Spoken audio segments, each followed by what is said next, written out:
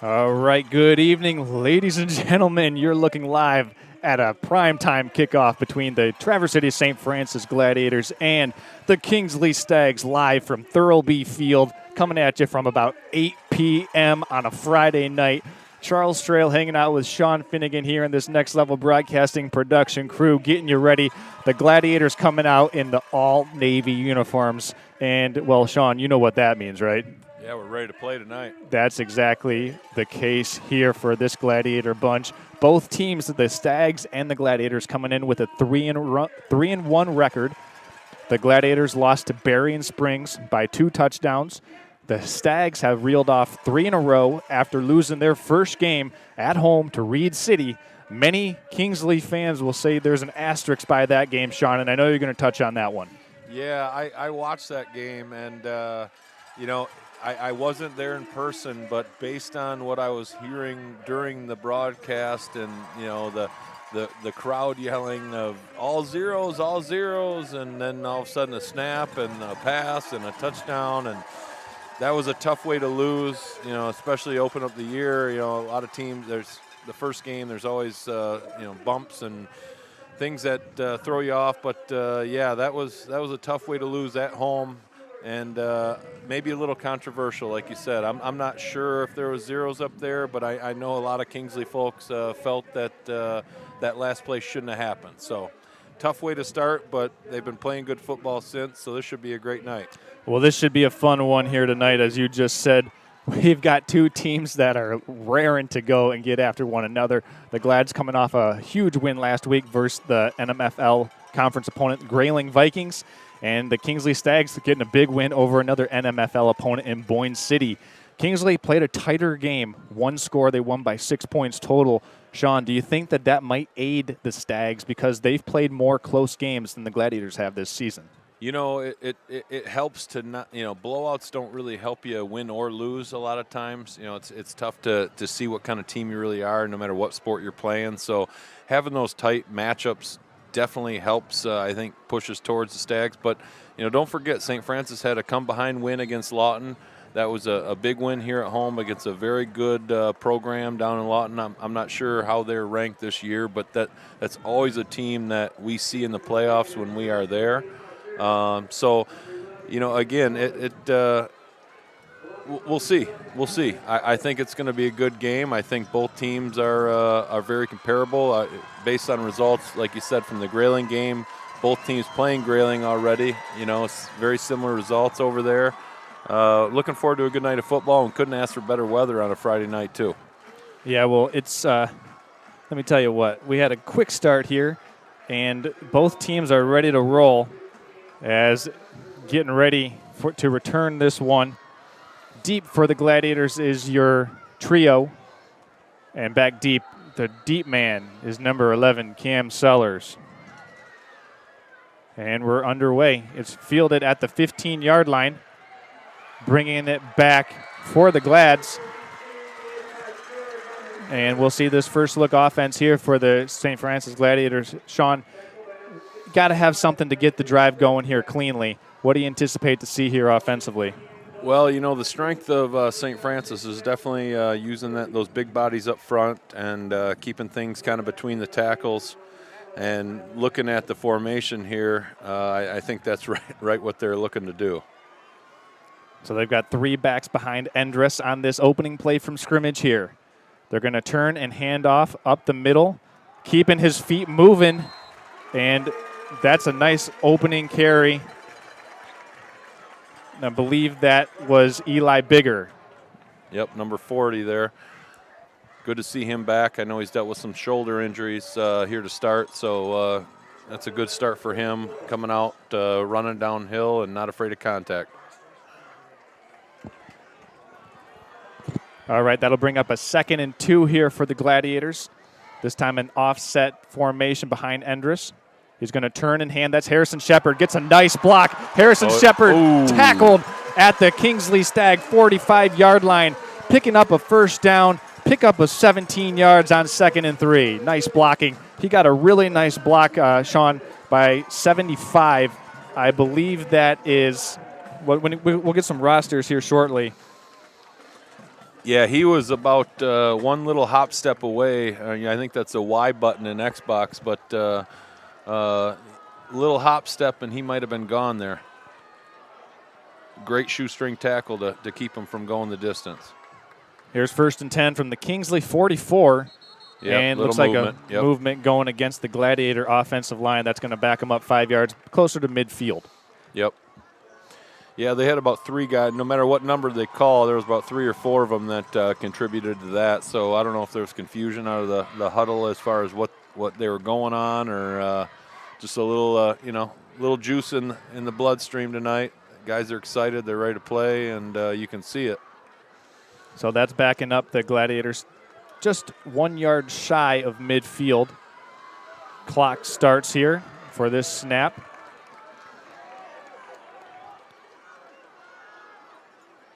Kingsley with 7 men at the line of scrimmage. Actually, that's a total of 9 inside the tackle boxes. Yep. Cam Sellers is slipping through. He's got daylight. Cam Sellers with 1 man to beat stays on his feet inside the Kingsley 20 and is down at the Kingsley 13-yard line. A pickup of 36 yards for Cam Sellers, and the Gladiators are set up 1st and goal. Actually, not 1st and goal, 1st and 10 as an injured Kingsley Stag is down. We're going to go ahead. Wow. Sean, the 36-yard pickup there for Harrison Shepard. Got great block. He wasn't touched until about 5 yards, maybe even 12 downfield. Yeah, I think that was actually Cam Sellers, but yeah, he. Oh yeah, you're right. Yep. He had a lot of space before he even dealt with any resistance there, and a good block out there by his left wing, and I'm trying to see who we got down over there for Kingsley. Number 11, Cam Sellers. No, who is hurt? Oh, I don't know. I didn't see the number. But a good opening drive here so far. We've got Mason Glazer getting up with a little assistance here. Looks like, I don't want to speculate, but maybe an ankle or a knee on that right leg. Oh, I did too, but they weren't. So we got 1st and 10 here at the 12. Kingsley looking to regroup after this injury moment here, and Gladiators trying to, obviously keep their momentum going downhill. They've had some success between the tackles and get good lead blocking down the field, and running backs aren't seeing a whole lot of contact till about 10, 12 yards down. You're right. That was Cam Sellers on that 36-yard run there. Thanks for the correction. I appreciate that. We'll keep our stats up to date as best as possible as the Gladiators line up. 1st down from the Kingsley 12. Endress under center once again. He's going to turn and hand off, this time to Lisinski. Lisinski's got the corner. He's in a foot race. Lisinski tripped up, and he's brought down inside the 3-yard line. Looked like the Kingsley Stag to bring him down there was Colson Orton. Yep. No, Lisinski had a great edge there and looked like he was going to make it to that pylon, but Orton closed the gap and made a great tackle. 1st and goal from the 2 here. 1st and goal from the 2. Gladiators once again in that full house backfield. We got a encroachment, it looks like, against the Stags. So that's going to be the shortest penalty in football. It'll be half the distance to the goal.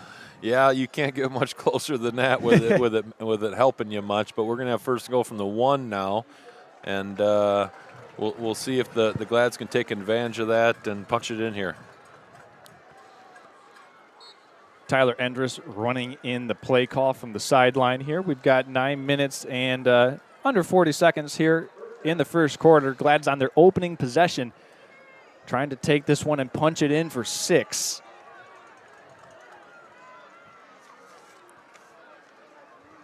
Full house backfield once again. They're going to hand up the middle. That's Eli Bigger. He's in for a touchdown. Gladiators punch it in on their opening possession of the game. Eli Bigger caps it off from 1.5 yards out. Yeah, that's that bread and butter right off that left guard, pushing up the middle. And as Eli's basketball coach last year, I have to probably say that he might have topped his scoring total last year in basketball right there with 6. Oh, man, you're going to do him like that, huh? Oh, I just hope it brings up a conversation later. Okay, that's all. That's right. He's going to say, Coach, I need to shoot more. Yeah, his uncle asked me to do a little dig, and I got it out of the way quick. Okay, good to hear you. Well, that 1st quarter touchdown brought to you by our friendly folks at BC Pizza, as the Gladiators here are starting to eat in this first quarter. Here's a Wildcat formation. Harrison Shepard taking the direct snap, and he's in. Yeah, he fouled right up Eli. Eli had a great push-out block there and cleared the lane for Harrison to make that one easy. And it's pretty easy when you run behind that offensive line and when you got Eli Bigger leading the way for you. Yep. And Harrison Shepard capped off what Bigger started. But really that drive, Sean, was a presence and also like a mentality check. Like, hey, we're going to run the ball. Yep. They came out, tight formation, full house backfield, and said, hey, we think our offensive line can establish a ground game. And that sends the message to a team in Kingsley which predominantly wants to run the football. Yep. Yeah, I think, you and I talked earlier today about some of the keys, and, one I thought for sure was St. Francis has to control that line of scrimmage, and they definitely dominated on that possession. We'll see what adjustments Kingsley makes, and, on the flip side here, St. Francis has come out and play defense because Kingsley has an explosive running game as well, and, I think we're primed for a good game tonight.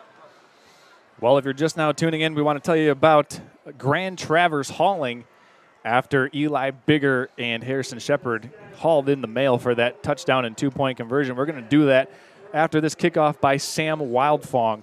Back deep for the Kingsley Stags will be a trio. Once again, that's Colton Goethals. It looks like we also got number 3, Colton Goethals, and Orton. Huge kick by Sam Wildfong. Fielded by Goethals at the 5. He's going to bring it out.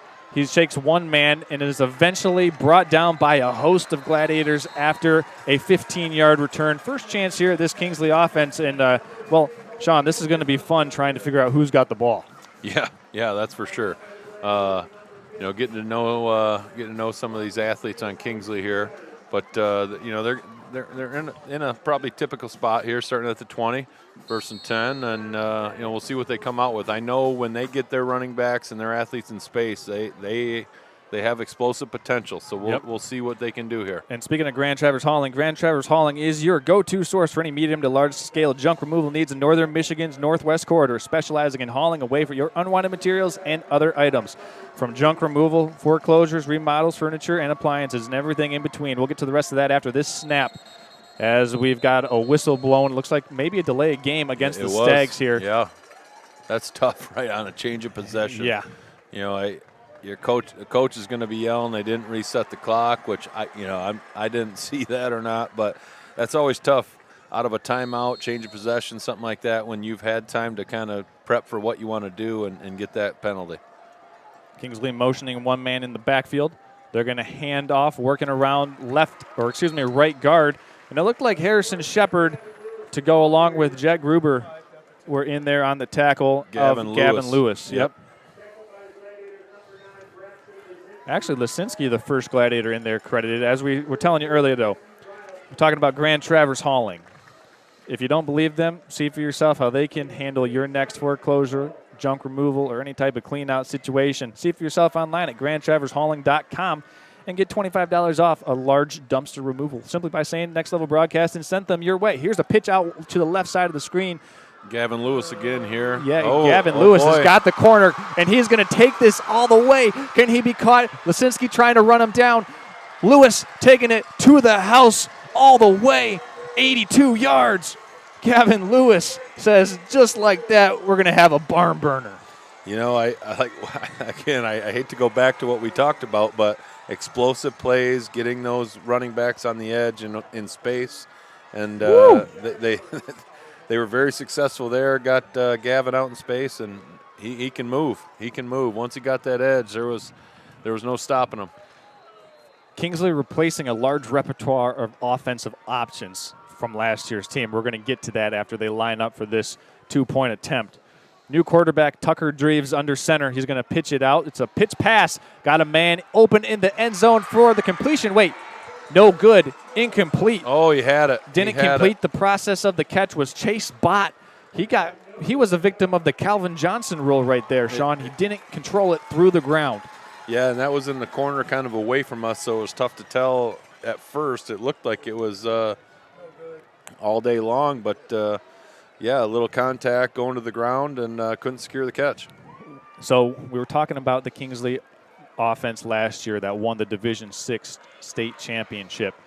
They were led by some perennial great players. I mean, it's hard to replace some of the players that they had last year, but so far, Gavin Lewis making a bid with that 82-yard touchdown pass to make some of this Kingsley Nation forget all about last year's team with the speed that Lewis just showcased there, going 82 yards to bring this back to a 2-point game.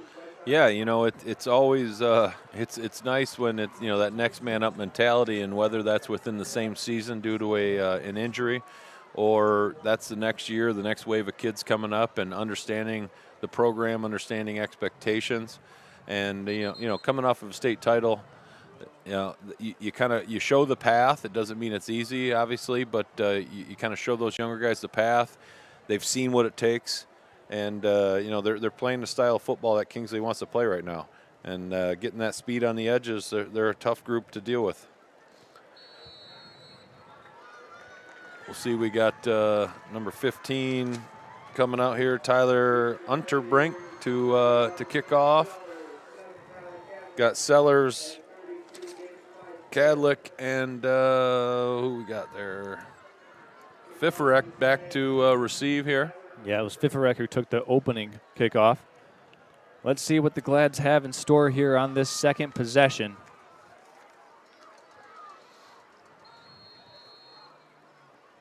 And sending it away. It's a high end-over-end kick going to be fielded by Fiferek at his own 23. Fiferek setting up his blocks. He's got a lane. He cuts it back. He's at the 40 and is eventually dragged down right there by quite a few Kingsley Stags. Maybe the ball fumble. came out. Maybe a fumble. The ball came out. Kingsley saying they have it. The Stag that came away with it was Perry Smith, the sophomore. Officials are huddling up here to determine this is a monumental call. Yep, fumble, Kingsley ball. So the Gladiators turn it over on special teams. Kingsley with a huge play there. Coming up with it from the bottom of the pile was Perry Smith. And here's something, Sean. Perry Smith is a fifth quarter rule athlete. Wow. Playing special teams. He's making his impact known, making plays like that, getting on the ball. That's one of those where, Fiferek's fighting for that extra half yard, and, who knows in the pile there if someone punched at it or knocked it out. But obviously before he was down, they got on it, and it's a good play for Kingsley. They're first and 10 at the 40 here, and we'll see what they have in store. Here come the Kingsley Stags. First snap inside of the Gladiator red zone, or I should say territory, as Eli Bigger and Harrison Shepard got in on that. It was Gavin Lewis on the carry, picking up about 3 yards there. So, Sean, Kingsley wants to play from ahead. They were down 8. Now they get the ball back on the quick turnover. If they can get out to a 6 to 8 point lead, that really aids their game plan. Yeah, absolutely. And, I guess kind of goes for both teams because they both like to run the ball. So, you get a lead where you can start, controlling tempo and working the clock. You put yourself in the driver's seat. Similar formation as the previous play. And that one's going up the middle. Yep. Colson Orton, he's got close to first down yardage, and it looks like they're going to mark him and move the chains for Kingsley. Looked like the tackle was made inside by Sam Wildfong, bringing down Orton, but not after Orton picked up enough for a first down. So Kingsley moving the chains here on this second possession after hitting an 82-yarder for their first touchdown on their first drive. Yeah, this is kind of one of those moments where the Glads have to buckle down and get a stop here and kind of make a. Oh, we almost got a jump there. Yeah, it looks like they're getting a check with me over from the sideline. That's is that 8 or 9? I believe it's 9 at quarterback. Yeah, 9. Dreves going to hand off up the middle. And that's about a 3-yard gain there. Yep. Another tackle made by, well, actually, that's the first time we've called Luke Gorman's name. I also had Jack Gruber on the tackle as well. Yep. Gladiators showing.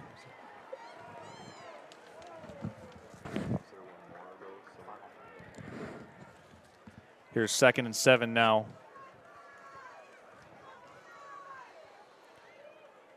There's a handoff up the middle, and that was Colson Orton once again. And, Sean, did you see who made the tackle there? Was that Isaac Kerr? Isaac Kerr was in on that. Yeah, he made a good play there, and I think Gorman had a leg in there too. That was a good stop right there at the line. We got a 3rd and 5 from the 25 coming up here. This is a big-time play. Draves under center once again. Gladiators showing pressure. Draves is going to boot to pass. He's going to keep it. He's going to get brought down. Lisinski was in on the tackle, and so was Gorman. And this will bring up a 4th and 4 now for Kingsley. Nice, really nice pursuit by Lisinski, but Gorman sniffed that one out initially, didn't he, Sean? Yeah, he's another one of my basketball guys. I gotta give a holler out to, but he's been involved in the last 3 plays defensively. Good senior leader, captain type player. Does the dirty work, not afraid of contact, and showing it right there.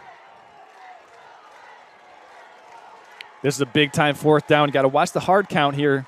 Kingsley's going to snap it. Oh, Ball looked like confusion. And Draves is stacked up by the Gladiator defense. Warren Asher was the first one there. Woo! There looked like there was a bobbled snap or some sort of missed timing on the exchange there because we haven't seen that happen so far, but Draves just wasn't able to control it. Yeah, the running backs went left and he went right. So I don't know if there was a little bit of, like you said, a fumbled snap combined with maybe a little miscommunication on what direction they were supposed to go. That looked kind of doomed from the beginning. He tried to make the most of it and was met there right in the middle by Asher. I certainly thought that could have been a hard count there. 5 yards would have got him a 1st down. Yep. As the Gladiators come back out here, one back behind Endress. Cam Sellers is going to get the jet motion. He's got the corner. Cam Sellers has got track speed. A flag is down at the 30-yard line. And this looks like it's going to be coming back. Sean, you saw that one right away on the flag, and it looked like this one might get called on Harrison Shepard trying to hook the end as he was trying to get Sellers free. I think Harrison might have been the second at fault. I'm not sure. We don't have 75 on our roster right now, but whoever's wearing 75 tonight, he had the first one. There was 75 is Matthew Kane tonight. Matthew Kane. Yep, he's switched over. All right. He was playing split end, but they swapped his number so that way he could line up on the line. Okay, well, I'll mental note there. But, yeah, he had a good hand of jersey. And then I missed what Harrison did, but Matthew definitely had a little bit of Kingsley laundry in his hand there. And,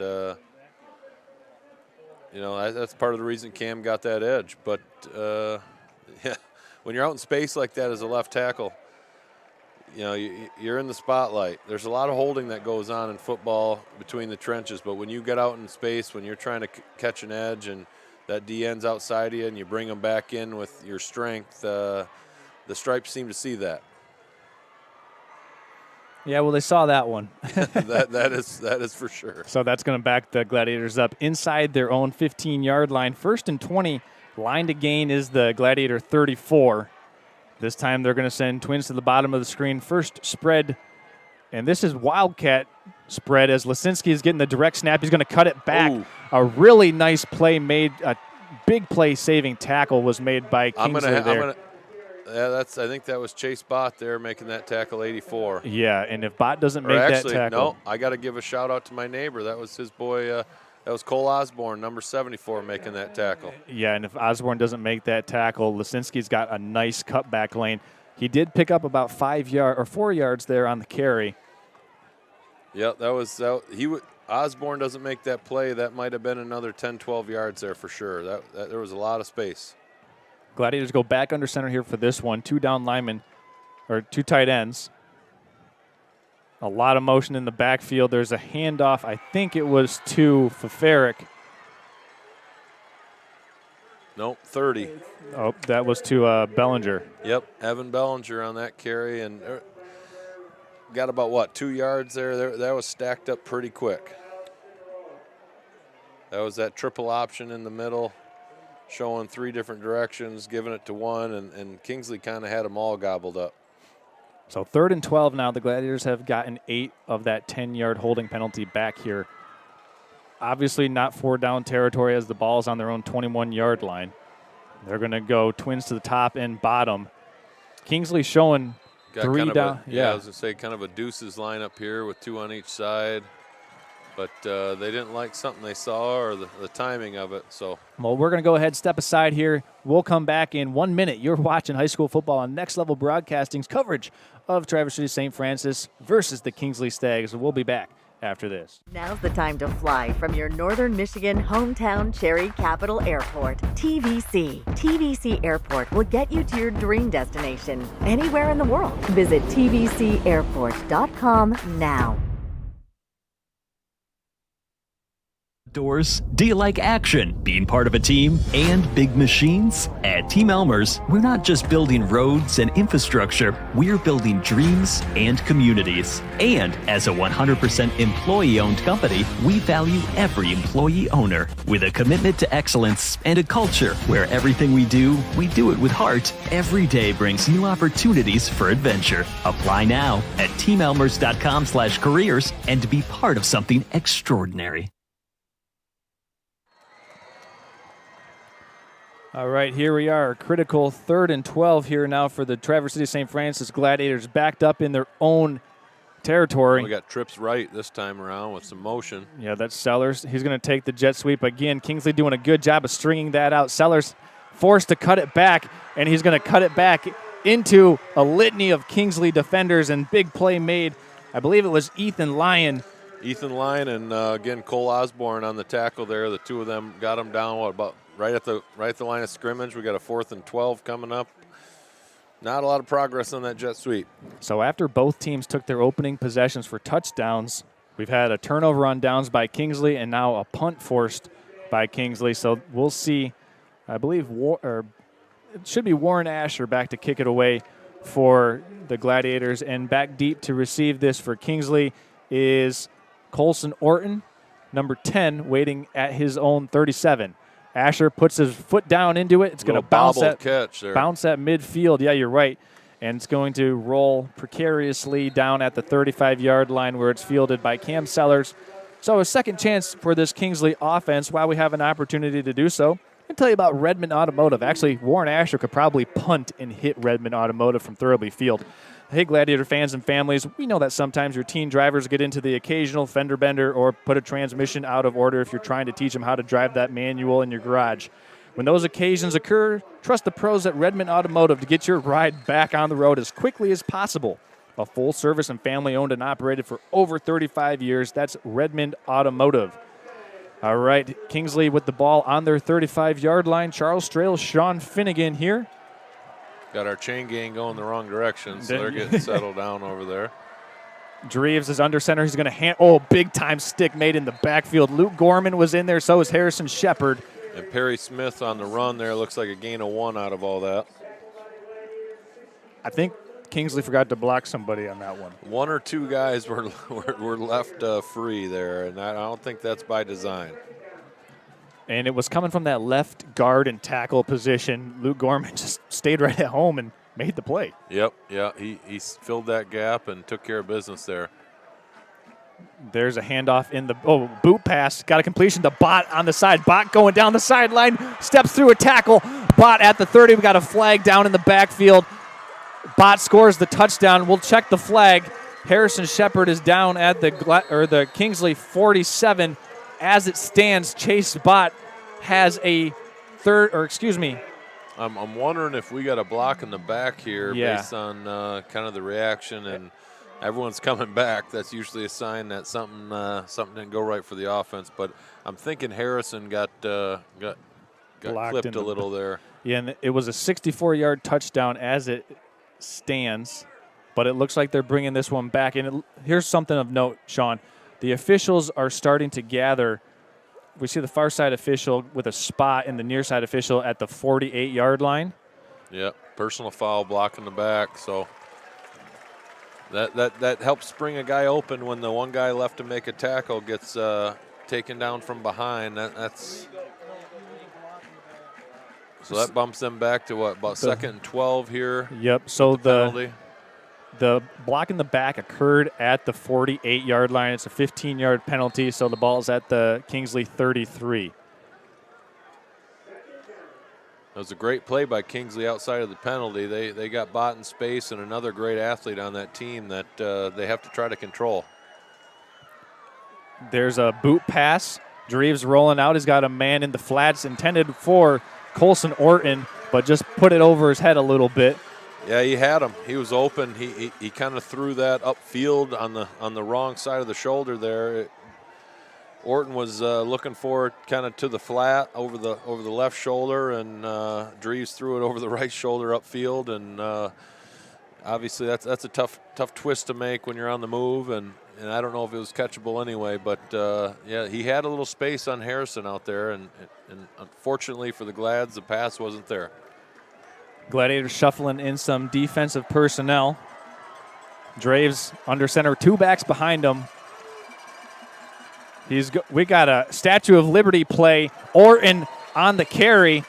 A little trickery for Kingsley, but it doesn't pay off. They get 3 yards on the Statue of Liberty, and the Gladiators were ready for that one. Yeah, there was a host of them in there. I know I saw Gruber pop up off the pile, as well as a couple of our D linemen, Gorman in there as well.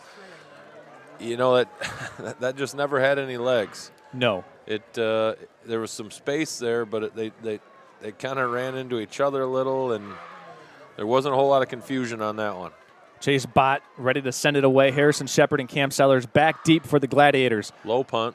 Fielded at Harrison Shepard's going to let it bounce, and it takes a Kingsley bounce down at the Gladiator 22-yard line. 17. Yeah, Yep. You're right, Sean. We're going to go ahead, step aside here when we come back. The Gladiators' next possession with 20 seconds remaining in the first quarter. You're watching high school football on Next Level Broadcasting. Excavating has been providing residential and commercial excavating services in northern Michigan for over 32 years. Their services also include shoreline work as well as commercial and residential snow removal.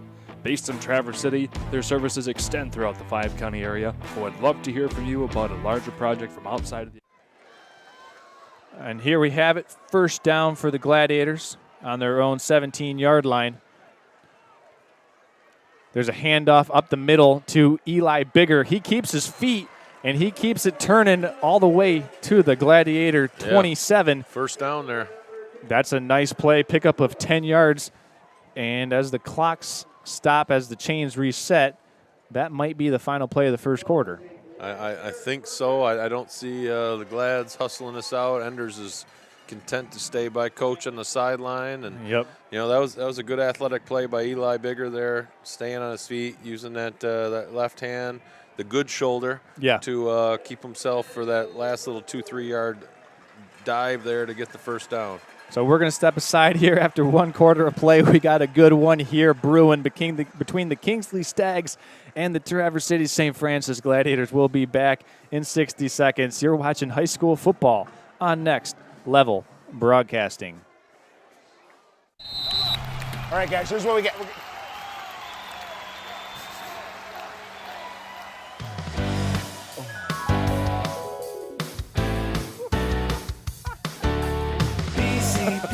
BC Pizza, hometown handmade gourmet. Coach, what do we do?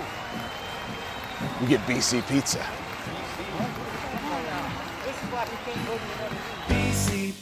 BC Pizza. Excavating has been providing residential and commercial excavating services in northern Michigan for over 32 years. Their services also include shoreline work as well as commercial and residential snow removal. Based in Traverse City, their services extend throughout the 5-county area. I would love to hear from you about a larger project from outside of the area as well.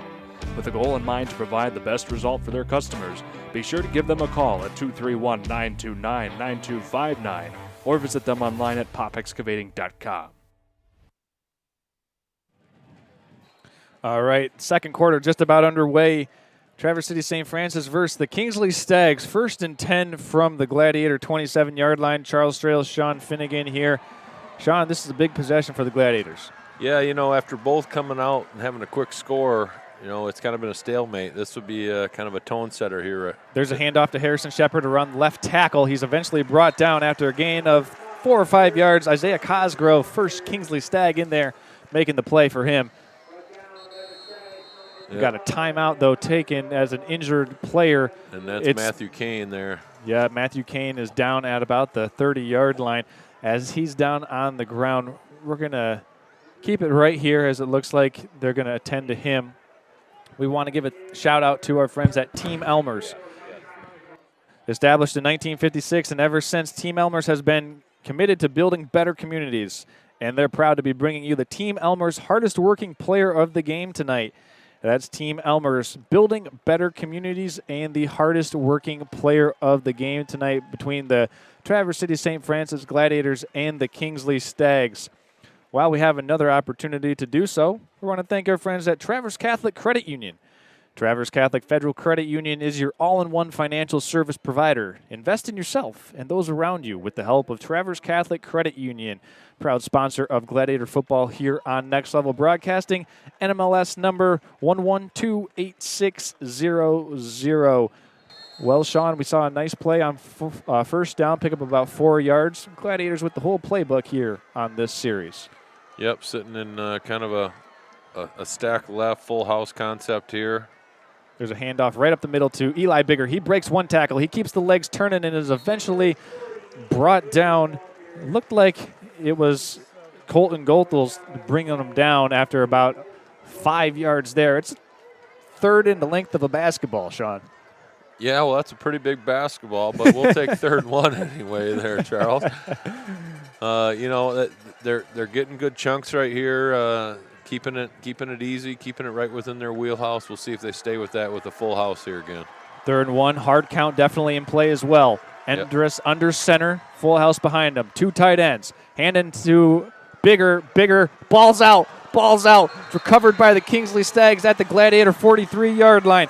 Kingsley recovers. Gavin Lewis has a fumble recovery to go along with his 82-yard touchdown. Yeah, I can't tell if it was a helmet or a shoulder pad, but he took a good shot right on that football, and the ball squeaked out because of it. Fighting for that extra yard, it seems to be one of the most typical times you see someone lose the ball, like we saw earlier on that kick return, fighting for that extra half yard, and that's when it gets punched out.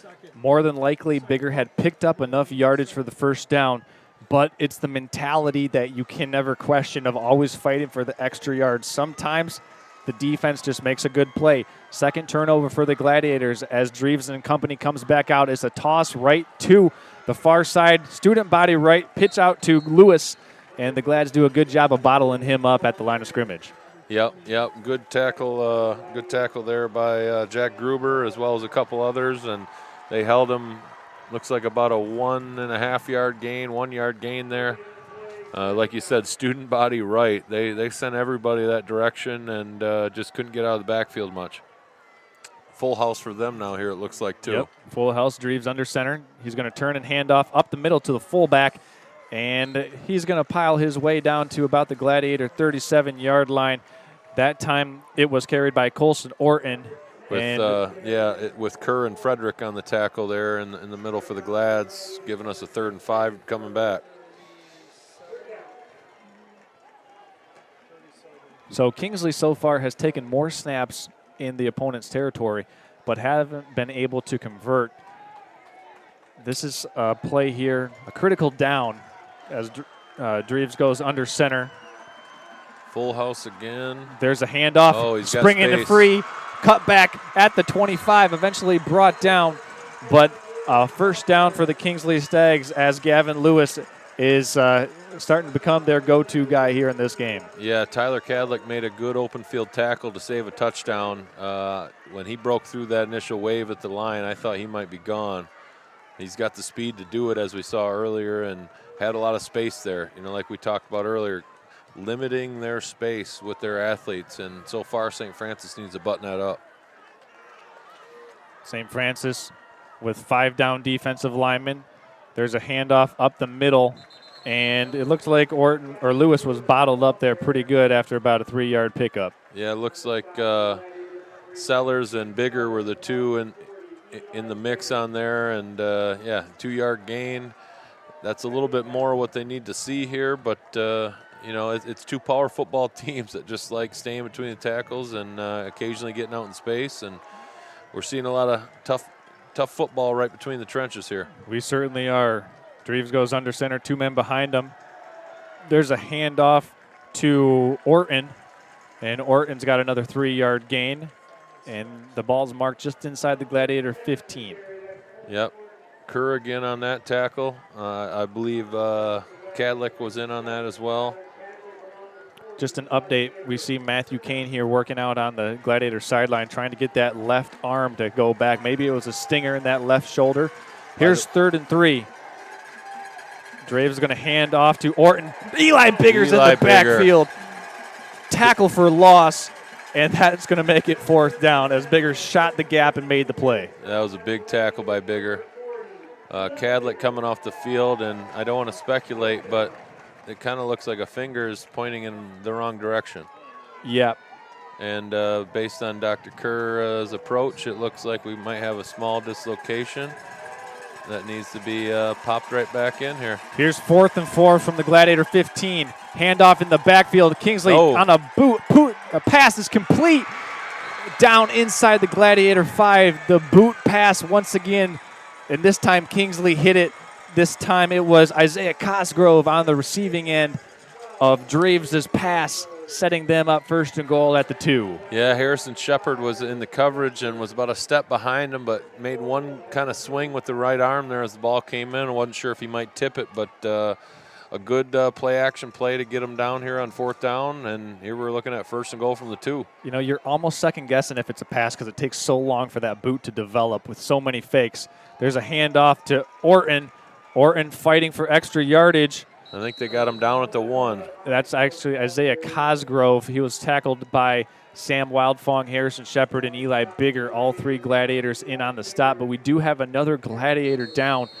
And as we have another Gladiator down, as Dr. Kerr is going to go out there and check on him, we're going to step aside and be back in 1 minute. You're watching high school football on Next Level Broadcasting. At American Liner Systems, they have 3 main goals in mind. They want to do the best possible job for their customers, ensure farm and industrial safety, and protect the environment all at the same time. No matter how big or small your job site or farm is, they have many eco-safe solutions like machinery catch basins, fuel and chemical storage, manure lagoons, fertilizer containment solutions, equipment maintenance pads, and so much more. To keep our fresh water clean and our forests green, visit AmericanLinerSystems.com or call 231-258-4200 for a free quote so you can protect tomorrow's environment today. Excavating has been providing residential and commercial excavating services in northern Michigan for over 32 years. Their services also include shoreline work as well as commercial and residential snow removal. Based in Traverse City, their services extend throughout the 5-county area, but would love to hear from you about a larger project from outside of the area as well. With a goal in mind to provide the best result for their customers, be sure to give them a call at 2. All right, here we are, 2nd and goal for Kingsley. Draves under center, full house backfield. There's a handoff up the middle. Touchdown, Stags. Gavin Lewis getting his 2nd touchdown of the game from 2 yards out.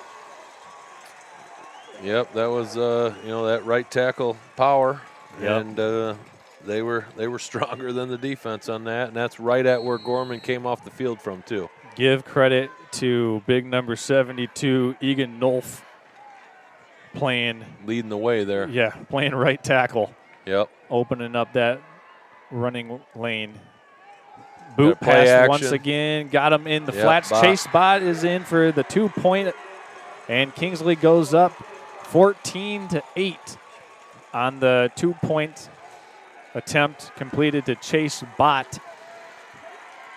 While we have an opportunity to do so, well, everybody right now, you're either coming into Northern Michigan, maybe you flew in for this game. If you're a resident of Traverse City or Kingsley, this is the place to be here Friday night, September 27th. If you flew in, well, you probably flew into the Traverse City Cherry Capital Airport. Listen, Traverse City TVC is your gateway to Northern Michigan, and now is the time to fly TVC with new year-round nonstop flights to Charlotte, North Carolina. Flying TVC will get you to your dream destination anywhere in the world. Maybe you're looking for a fall getaway or have relatives flying in for fall colors and hunting season. Let TVC service you all fall long. Visit tvcairport.com for more info, flight reservations, and up-to-the-minute flight schedules for Allegiant, American, Delta, Sun Country, and United service providers, all from Traverse City Cherry Capital Airport. Charles Strail along with Sean Finnegan here. The Kingsley Stags just took their second fumble recovery in for a touchdown and now lead by 1 touchdown over the Traverse City St. Francis Gladiators with 7 and 5 seconds left to go. Sean, what did the Glads need to get going here, because their offense has kind of been stalled out by some turnovers here? Yeah, well, I mean, I think step one is you got to take care of the football, right? I mean, in a game like this that you know is going to be tight, know it's going to come down to the wire, you just got to take care of the football. So we got to clean that up, as well as, we'll see if we have any adjustments here. Gorman's obviously a big help on that offensive line, as long as Kane is too. So this one's fielded at the 15-yard line by Braxton Lisinski. He brings it out for a 14-yard return. Gladiators will set up shop at the 29-yard line. Well, you talked about it. The last time the Glads had the ball, they coughed it up on a fumble. Previous to that, they coughed it up on the kickoff return. So it's been a while since we've seen their offense actually sustaining drives and staying out on the field for more than 3 plays. Yeah, you'd like to see him get a first down or two, which we were on our way to do there with that last drive until the fumble. Keep their defense off the field here for a little bit as well, and give them a break. We'll see what we have in store here. This is about the fourth possession, maybe 5th possession for the Glads. This is the 4th possession if you count the fumble on the kickoff. Endress is going to boot, roll to his right. He's being chased, throwing this up. Got a completion to Bigger. Bigger down at the 50-yard line, and Bigger's got a gain of 21 yards. Tyler Endress to Eli Bigger on the fullback boot. That's a nice play, and it's nice to have 40 back to run that route. He runs it great. Yeah, going with a little tempo here, too. Hurrying up to the line. That was a great ball by Enders, and a little tempo here from the Glads, maybe try to get them on their heels. Under center, the Glads go. They're going to hand to Cam Sellers, working around left tackle. Sellers is near first down yardage after he's brought down by Rain Summerfield, and they're going to mark it just short of the first down here, Sean. Yeah, oh, yeah, they are. Yep, I thought they might have squeaked off just enough there, but, good. I like the tempo. We went back to a huddle here, but I do like that tempo out of that big play. We'll see if we get a little more no-huddle action as this drive continues. Gladiators have already gained 30 yards on this possession in 2 plays. There's a handoff to Harrison Shepard. He cuts it back. Shepard's all the way. Shepard inside the 10, 5, in for a touchdown. Harrison Shepard from 40 yards out. Touchdown, Gladiators. 3 plays. Just like that, we've got a tie game once again at 14. Sean, you saw that part like the Red Sea, and Harrison Shepard went right through a la Moses and just took it to the house. That was a great play call. Like you said, you could drive a bus through that hole. Harrison made a good cut upfield, and I'll tell you, that speed of Gavin Lewis, he just about caught him before the end zone there. But great play, good answer by St. Francis to that last Kingsley score. And again, I like the tempo they came out with on this drive. You got to change the pace a little bit, and now they're going for 2 to try to take a 2-point lead back here. That goes in as a 3-play, 71-yard drive for the Gladiators as they strike in a hurry. And we got a timeout from the Glads here. I don't think they were lined up how they were supposed to be based on Coach Ludka's response to that timeout call. But 41 yards by Harrison Shepard on that run. Again, great answer to the Kingsley score and kind of some of the fumbles and just slow getting the offense back going after that first drive for St. Francis. So that was a good answer. Again, I want to see if they keep coming with a little bit of tempo. I think that helped them there. Gets the defense on their heels a little bit. And, when you struggle to maintain possessions, having that just little, that tempo just changes the mindset defensively. You can't settle in. You don't have the time to make your adjustments at the line. Yeah. So that was well done by the offense, St. Francis. And we'll see if they can hold Kingsley on this next possession too, and maybe get a chance to go in by a little more at halftime here. Well, here's one thing that the Kingsley Stags are dominating right now, and that's time of possession. Yep. The Gladiators have only ran 6 offensive snaps in the second quarter. Yeah. We're just under halfway through. But even with the offense scoring so quickly like that, that defense has got to go back out on the field. We didn't really give them a break, did we? And Kingsley will receive the third quarter kickoff as well. Yeah. This is even more reason to get a stop here and give yourself a chance to maybe get a little more before half. DeCarolis to snap it, Shepard to hold it, Wildfong to kick it. Actually, that's Warren Asher. Excuse me, we got to. No, that's Wildfong. He's got tape hanging from his hands, his arms, his leg. I'm not sure what he's got going on there. I got to give proper credit to the long snapper as Wildfong put it through, but it was Bo Bellinger, the long snapper, as the Glads go up 15-14. So a little bit of gamesmanship there by head coach Josh Sellers. He went for 2 when he had the 6-0 lead. Takes the sure thing here to go up by 1. Yeah, they went out there with the idea to go for 2, and, from the coaching side, that might have just been for show, for the idea to see how they lined up against that type of formation. We might see St. Francis come back to that look later in this game now that they know how Kingsley's going to match up to it. Maybe utilize it in a situation that is worth more than 2 points. But good to take the lead, and I'll see if the defense come out and give them a chance before half to get a couple more. Again, Wildfong with tape hanging from hand, wrist. I don't know if that's on purpose or what, but kids these days with their fashion and what looks good, I can't keep up. Well, as long as he makes those extra points and continues to make those open field tackles as a coach, you just go with it, right? You keep doing your job. Coaches are a little more lenient with some of these things. All right, Wildfong getting ready to kick it away. The Gladiators score their 3 plays, 71-yard scoring drive, capped off by Harrison Shepard from 40-yard out, touchdown run. That one's fielded for a touchback, so the Stags will have it at their own 25. That's a good boot.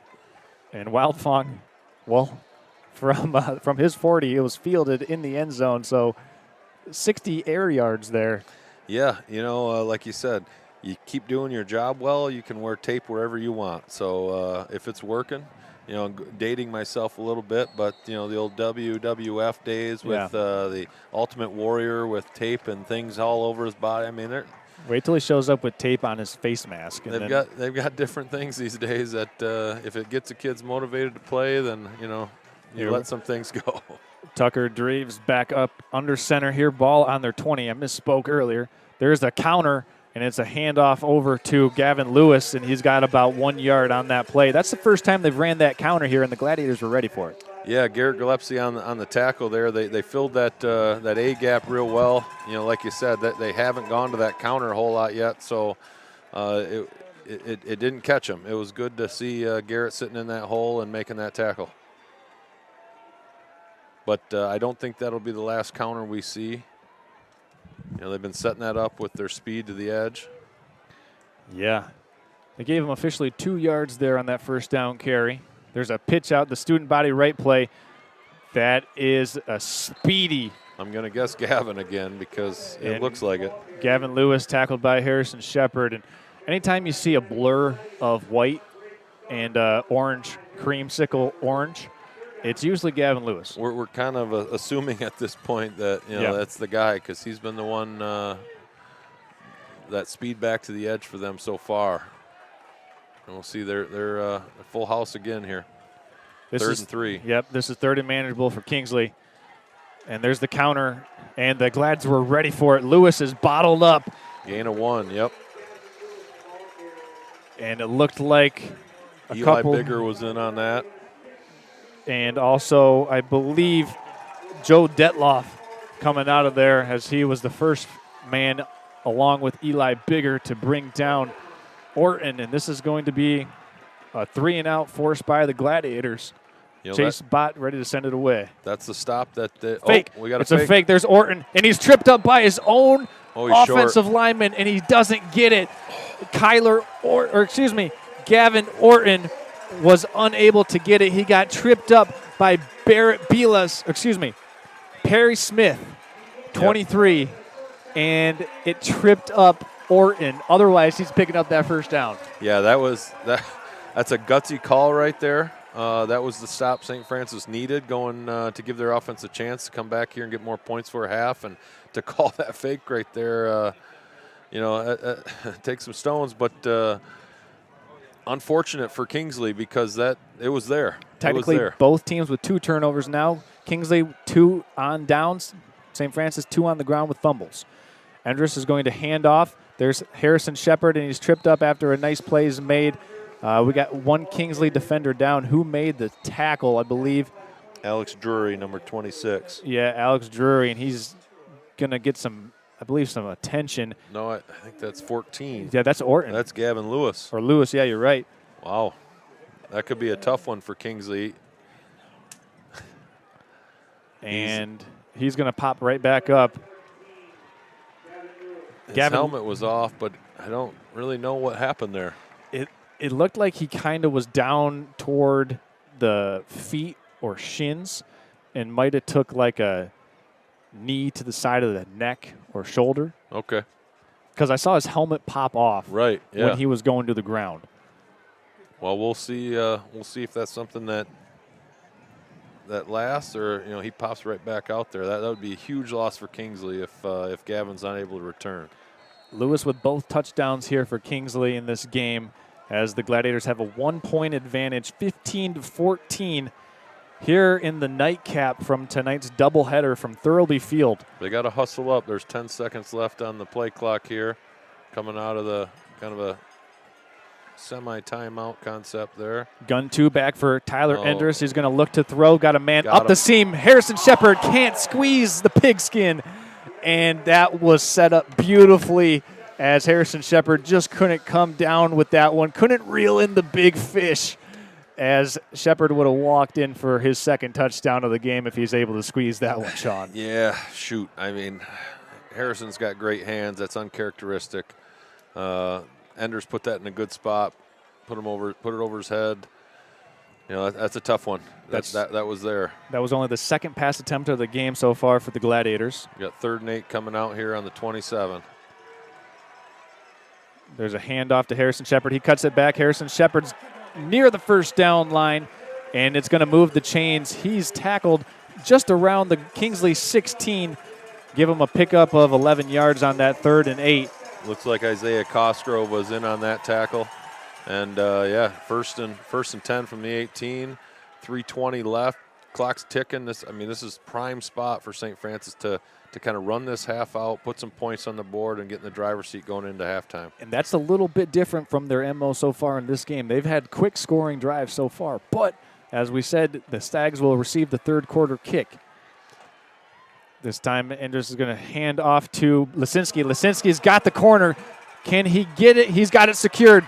Puts his shoulder down, tackled out at the Kingsley 3-yard line.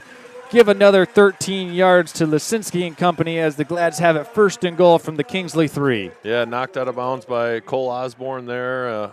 I wasn't sure he was getting that edge, and then all of a sudden a little hesitation, a little burst, and he broke one tackle to get around the edge there and got them in great position here with 3 yards to go.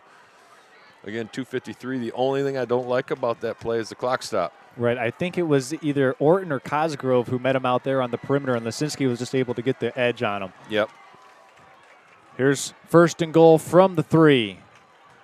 And just under center, he's going to turn and hand. Harrison Shepard nose for the end zone. He's in. 2nd touchdown of the game for Harrison Shepard, and the Glads go up by 7. Working around the right side of that offensive line.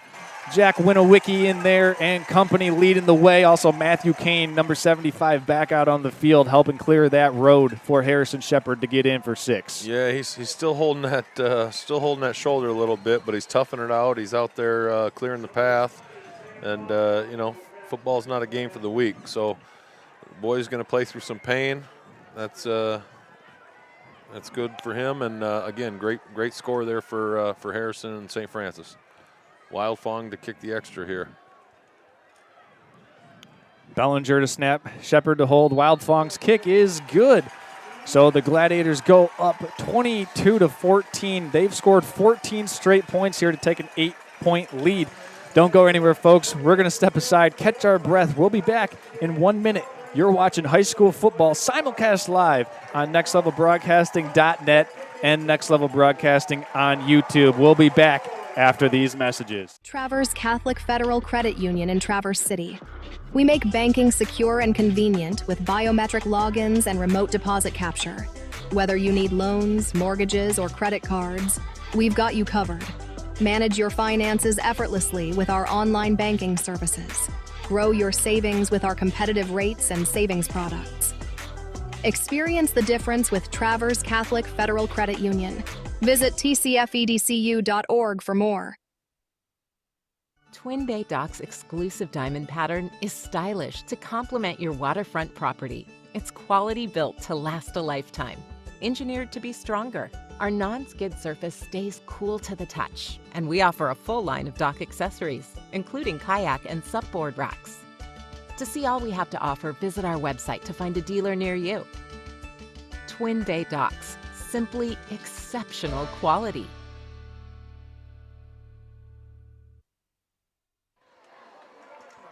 And here we are, Sam Wildfong getting ready to tee it up, kick it away again. Glad scoring 14 straight here. Lewis has got his helmet on over on the sideline right now, so he looks like he's ready to play. This one's fielded at the goal line by Cosgrove. He's got a fumble, muffed it initially, and he's brought down at the Kingsley 10-yard line. So a little panic set in there right there for Cosgrove, because even if he picks it up and takes a knee, he can still do that because the ball hadn't broken the plane of the goal line yet. It's one of those situations that you panic when you don't catch it cleanly the first time, Sean, but if he was able to do that, he's taking a knee. Kingsley's setting up at the 20 instead of at the 12. Yeah, but that also is one of those scenarios too. And when we talked about Lewis not being out there, he's out there now, but I think that's normally a spot he might have been catching that ball. And like you said, that panic, you fear, now I just got to get upfield somewhere, you know, and it could have been a bad play. 2:42 left for Kingsley. Draves under center. There's a handoff, and it's met for... Ball's on the ground. Ball's on the ground. We do have a flag coming in. We also have a Gladiator down on the ground as well. Kingsley tried to run that little inside, like a trap play. Yeah, we got this is a very active night for Dr. Kerr and Lynn Lombard, the medical staff for St. Francis. They've been on the field way more than we'd like to see. So far, a couple different Gladiators have been helped off, and Matthew Kane and Luke Gorman. We're going to go ahead and step aside as they attend to yet another Gladiator down. Don't go anywhere, folks. You're watching high school football on Next Level Broadcasting.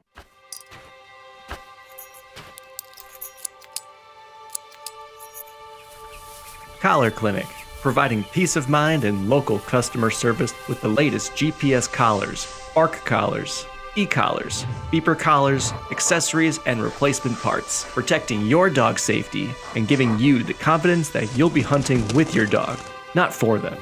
Collar Clinic, your e-collar specialist in Northern Michigan for over 35 years. Outdoors? Do you like action, being part of a team, and big machines? At Team Elmer's, we're not just building roads and infrastructure, we're building dreams and communities. And as a 100% employee-owned company, we value every employee owner with a commitment to excellence and a culture where everything we do it with heart. Every day brings new opportunities for adventure. Apply now at teamelmers.com/careers and to be part of something extraordinary. It was Eli Bigger who was helped off the field. It was also a 15-yard unnecessary roughness penalty against the Gladiators, which is why the Stags have it now at the 25. Here's a handoff to, I believe that was Cosgrove, who got about 1 yard on the play. Tackle made by the Gladiators. Looked like it was 26. Yep. Rylson on the stop. Rylson and Frederick in there on the tackle. So Kingsley in a little bit of a precarious situation here. They're a running team with under 2 minutes to go here in a 2-minute offense. Dreves is going to boot out to his right, throwing it deep. It's almost intercepted by Harrison Shepard. He was in there on the coverage. The pass was intended, I believe, for Orton. And now, Sean, I got to say it. I know you're coaching basketball, but will you bring out a football every now and then in practice? We don't bring out a football, but we certainly have drills that would make you think we're working on football. Okay. Harrison Shepard has 2 touchdowns here. He just had a chance to get that interception. It just kind of went through his fingertips, but nonetheless, it sets up Kingsley 3rd and 10 in an offense that isn't predicated on throwing, with a situation that they've got to either get a good yard or run it or throw it. They got a completion out to Orton. Orton's down the sideline, pushed out of bounds by Cam Sellers after a gain. Well, he got first down yardage, give him 16 yards on the pitch and catch. And right now, Kingsley showing that they've got some passing in their repertoire. Yeah, and they're doing it out of that compact offense too, whether it's full house or heavy right, heavy left. There's another boot. Nice play in the backfield. First Gladiator to break that one up was Isaac Kerr. Got in there from his defensive end position to force Dreves to kind of dirt that one. Intended target was Colson Orton. Yeah, definitely some contact there on the quarterback from Kerr as he was looking to throw that. And that is one of the struggles with trying to pass out of such a compact alignment is you only have so many options. You have 2 tight ends out, or you have 1 running back and a tight end out, and if the Glads can find those 2-3 receivers, it limits their ability there. Dreves with full house. He's going to boot once again. Going to Bot. High floater to Bot, goes out of bounds. Lisinski had airtight coverage on that one, Sean, and that one was just over the head of Chase Bot from the get-go, and it's hard to overshoot Bot. I mean, he's a solid 6'5" and a freak athlete. He sure is. He's one of those kids that can dunk with his head from what I've seen and what I'm told. Very good athlete on the basketball court as well. Gothel's there, number 3 for Kingsley, was running pretty open about 6 yards down the field on a flat route, and Dreves just missed him. That might have been a big play there if he would have seen him. Here's 3rd and 10 from the Kingsley 46. And there's Olson, who's out to about midfield, brought down by Harrison Shepard. And Rylson kind of had the initial trip up there about a yard or so before to initiate that tackle. 4th and 5 coming up here. What do we got? Under a minute to play. We'll see how aggressive they get, if they're going to go for this and or what they're going to leave on the clock for the Glads if they get the ball back here. 4th and 5. Under center go the Stags. And there's the false start they needed. Or, excuse me, that's an encroachment. And that, from the spot of the foul, is going to be very close to a first down. It's going to be inches. I don't think it's going to give the Stags a first down, Sean. But it's going to be close. I don't think it's a first down. They're signaling for it, but not even a measurement. Anyway, I was talking about it earlier, Sean. Yeah, they based on where that was at, I thought maybe that might involve a measurement, but in high school football, we're going to call 5 yards, 5 yards. That's right. We got first and 10 here. 5 yards is equal across the board. Dreves under center, looking to pass again. Got a seam route to Bot. Can he track it down? Incomplete. It was Chase Bot who had gotten behind the Gladiator defense. Lisinski and Shepard were on the coverage. We've got a timeout taken by the Gladiators with 34 seconds left to go here in the first half. We've had an entertaining game between the Kingsley Stags. One thing on that real quick while they're in this timeout, I think the reason Coach Sellers called this isn't necessarily to stop the clock, obviously, on an incomplete pass, but they have been beat over the top multiple times on this possession. And when you are playing against a team that doesn't like to throw the ball and you know they have to throw the ball, the last thing you can do is get beat over the top. Right. And they have 2 or 3 options out there at most in a route. And I would have to believe number 84, 6'5", athletic Chase Bot would be the first guy you would watch. And right now we're letting him get behind us, and that just can't happen defensively. So I think Coach Sellers wanted to make sure that was very well known to the 11 on the field. And, we'd rather you make a tackle up in front of you than let something get over your head. That's the only way we get beat here right now. Especially up by 8 points. Kingsley will receive the third quarter kickoff. And you don't want to have an oopsie here on defense. Now, we do want to make note that the Gladiators did have to burn a couple timeouts earlier in this half. One was on lining up for a 2-point conversion, so they do not have any timeouts left here. Kingsley might just choose to run this one out here, Sean. We'll see as the Stags are lining up from the Gladiator 46. Dre's going to throw again. Down the seam, he's got a completion to Lewis, and Lewis is inside the Gladiator 30. Timeout taken by the Stags. 18-yard gain, actually 17 yards officially, down to the Gladiator 29-yard line. Yeah, not knowing what their plan was, I figure if they get a first down on that play, they're going to be aggressive here. Yeah. And, once again, they slid that, who's that, 14? Yeah, that was Lewis again there. Slipped out, got right behind the linebackers. That wasn't even a deep route. That was just about a 7-yard throw just behind the linebackers. And, again, I'm sure they're hearing the message right now. You cannot get beat over the top. Well, they didn't get beat over the top, but they kind of got beat over the that intermediate. Second level. Yep. And that's where they snuck Lewis into. And I think Kingsley might have been tipped off to that because they saw Bott open down the middle. Field with Bott Yep. and then put him in that second level. And, yeah, that – and I think, too, for St. Francis, this is a good possession as far as getting a little learning – for the future too. Not playing a ton of passing teams to this point. Grayling's a big passing school, but having a little down year. How often do we see teams that are going to throw the ball? And Kingsley's not one to throw the ball a ton, but in this situation they have to. And this is the best time to learn when it matters. So, want to remind everyone coming up, we're going to have the Grand Traverse Hauling halftime show here. But before we get to that, the Kingsley Stags have it at the Gladiator 29. 25 seconds left here on the play clock or game clock. There's Dreves is going to go down, yep. And that's most likely, if the Stags don't take a timeout, could go down. And they did. They do take well the timeout. As, Coach Wer's headset, it landed about 16 yards onto the field. He must have been frustrated with his center getting blown back. I believe it was Warren Asher that put a little drive into that center. Yeah.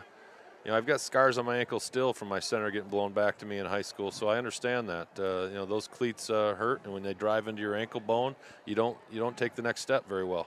You take any sacks from the Gaylord St. Mary's Snowbird defense, Sean? No comment on that, Charles. Okay. That's okay. If you don't know, both of our schools played in the Ski Valley Conference, so Sean and I are both alumni of the Ski Valley Conference. Him, Bel Air, myself, the pride of Gaylord St. Mary. So we're back to football here, which is probably why you're tuning in. The Gladiators have a 22 to 14 point lead. The Glads have scored 14 unanswered points here to take this 8-point lead. They started with an 8-0 run, and then Kingsley scored 14 unanswered. Yep. And then the Glads answered back with 14 of their own. And here we are, each team with 2 turnovers, 2 fumbles by St. Francis, 2 turnovers on downs by Kingsley. Dreves under center. 22 seconds. He's going to step back to pass, looking to throw deep down the middle, intended for Bott. It's bobbled around, and Bott almost caught on the ricochet. Yeah, Harrison did a great job. Shepard did a great job of undercutting that pass. Got a hand on it. I thought he might come up with the pick, but a small deflection and almost wasn't enough. Bott nearly had that on the deflection. But I think if you've been watching, you know what their intent is here. And Kingsley bringing in an entirely different offense personnel. Gate or whatever they call that, right? Yeah, the swinging gate. This is one that the officials have to check to see if they got enough men on the line of scrimmage. And it's a wonder if the team messes it up or not. We got Orton in and at the court. Flag is down. Yep. It was Olson. Let me double check that. It was Colson Orton trying to hit Bott on a little fade route. But as I was saying there, Sean, it seems like every time you run that swinging gate quickly like they just did, you're at risk of an illegal formation. Yeah, it's I'm sure it's one of those plays that Kingsley's worked on, a couple times a week in practice, but at the same time, it's a gimmick play, so you don't spend a ton of time doing it, and it feels like 75% of the time you run one of those, you see someone not where they're supposed to be, not enough men on the line. And then you got a running back trying to play quarterback. A lot of moving parts. So the Gladiators will decline they're in the same that. formation here again now, 9 seconds left. Once again, Orton in the shotgun formation. He'll take the snap, going to look to throw. Chase Bott over the middle, intercepted by the Gladiators. Returning that out of bounds is Jack Gruber. Yep. He's at the 43-yard line. The Gladiators get a stop, and that's how the half is going to end. Kingsley was looking for the post route to Chase Bott, and Gruber dropped back in coverage and made the play that the Gladiators needed to make, slamming the door on Kingsley's chance to score before the end of the first half. There's the play the Glads needed, Sean. Yeah, and it's interesting. I'm surprised they went back to that. I know that the play before, they did, with the penalty, they didn't quite get a good look at it. But at the same time, you're not fooling anyone now, right? So going right back to that and having a running back have to throw that pass to the receiver that everyone on the field hopefully knows that you're trying to throw to. That's a tough play. So no real harm, though, other than the turnover. Yep. They still gave themselves a chance, but Gladiators going into half here up 22-14. Great first half of football. It's been a lot of fun, and couldn't ask for a better battle so far. And we'll see what the second half has in store. Want to remind everyone, coming up after about 4 minutes of commercials, when we step aside, get a chance to reset, we're going to have the Grand Traverse Hauling halftime show. I'll be joined by the Director of Fundraising and Director of Glad Handler, Ray Mueller, coming on to talk with me about Glad Handler coming up this October 26th. That'll be Glad Handler this October 26th. Ray Mueller coming on to join me during the Grand Traverse Hauling halftime show. Don't go anywhere, folks. St. Francis, Kingsley, 24 minutes in the books here. Second half coming up, in about 20 minutes as we've got the band. A lot to talk about here, a lot to digest. Don't go anywhere, folks. High school football on Next Level Broadcasting continues after these messages.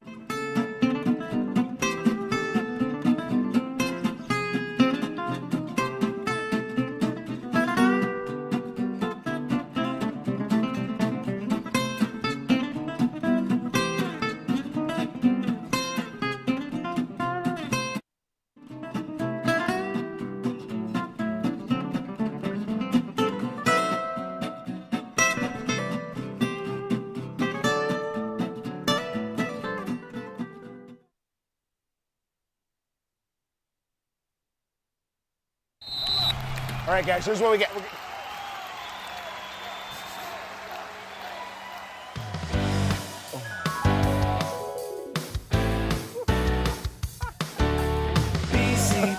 BC Pizza, hometown handmade gourmet. Coach, what do we do? We get BC Pizza.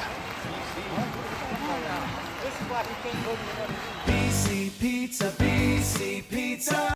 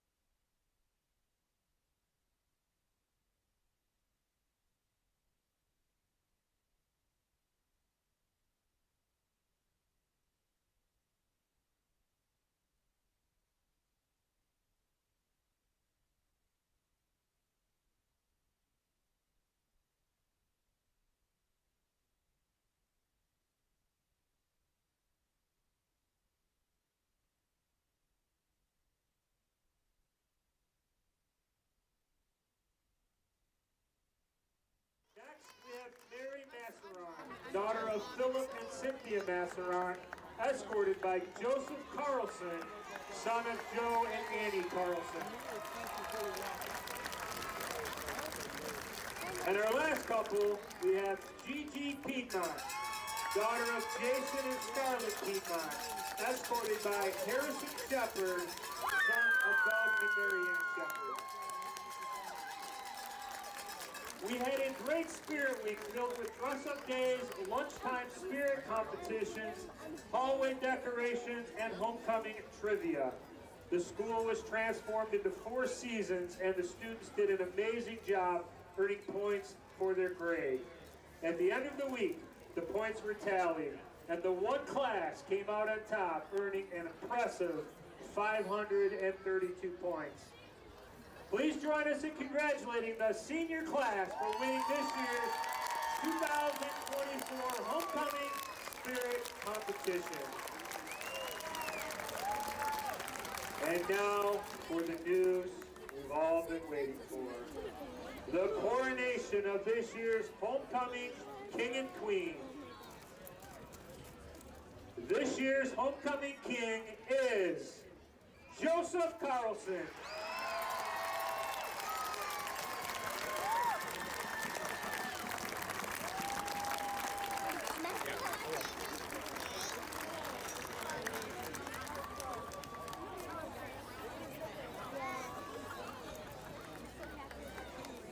And joining Joseph as your 2024 Homecoming Queen is Anna Kate Mayday.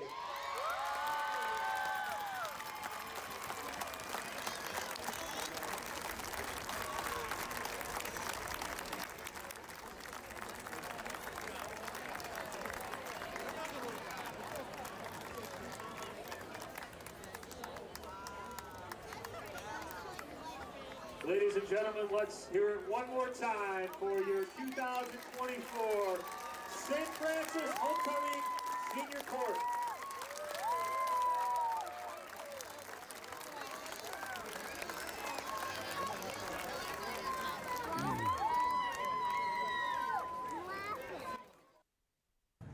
Okay, good evening, ladies and gentlemen. Charles Strail here with Wayne Mueller. We're here at the American Liner Systems halftime show. The Gladiators up 22-14 after 2 quarters of play between the Kingsley Stags. Wayne, it's good to see you once again. Great to see you, Charles. I know you've got a busy fall schedule, and just like this Gladiator team does with everything that's going on here in the fall for Glads fans, but you want to talk and share a message a little bit about Gladhander 2024. I went last year. It was great. A great experience. It was themed after Narnia last year. Narnia, yep. Tell people viewing right now a little bit about Gladhander this year. So Gladhander this year is called Captivating Color. Okay. You're going to be immersed in a whole sea of colors.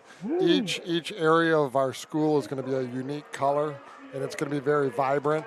There'll be 500 people, as you know from coming to the event, 500 people that get together in our community to get together to support St. Francis. It is a powerful, powerful event. It's just a great part of our culture. It really is. And Gladhander, if you've never been, it's definitely something that you need to check out because there's so much involvement from the students, from the parents, from volunteers, from all over, many different parishes here in GTAX coming together to support the Gladhander, making sure that the event just goes over so swimmingly.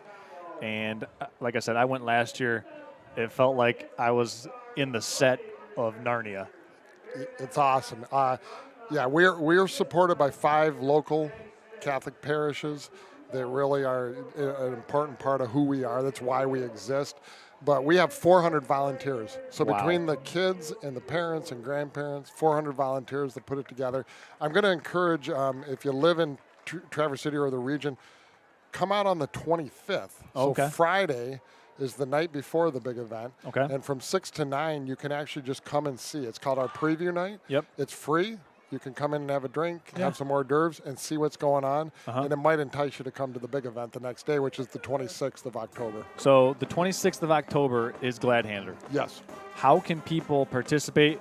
There are some very limited quantities of tickets remaining. There is. Yeah, Where can they go to get those tickets? We're probably down to our last 50 tickets to purchase. But if you go to gladhander.com, or if you called 941-GLAD, 941-4523, we could get you tickets. So that's 941-4523 or 941-GLAD, and you can get tickets to Gladhander. So about 50 tickets remaining. If you want to attend, it's certainly a special event. Wayne, Now let's talk about some football. We've got a huge great. rivalry game here between Yes. Kingsley and St. Francis. This game has been going back many, many years, and there's so many families, people that are divided here in terms of geographical boundaries. Right. This game means more than just a win or a loss in each separate It column. does.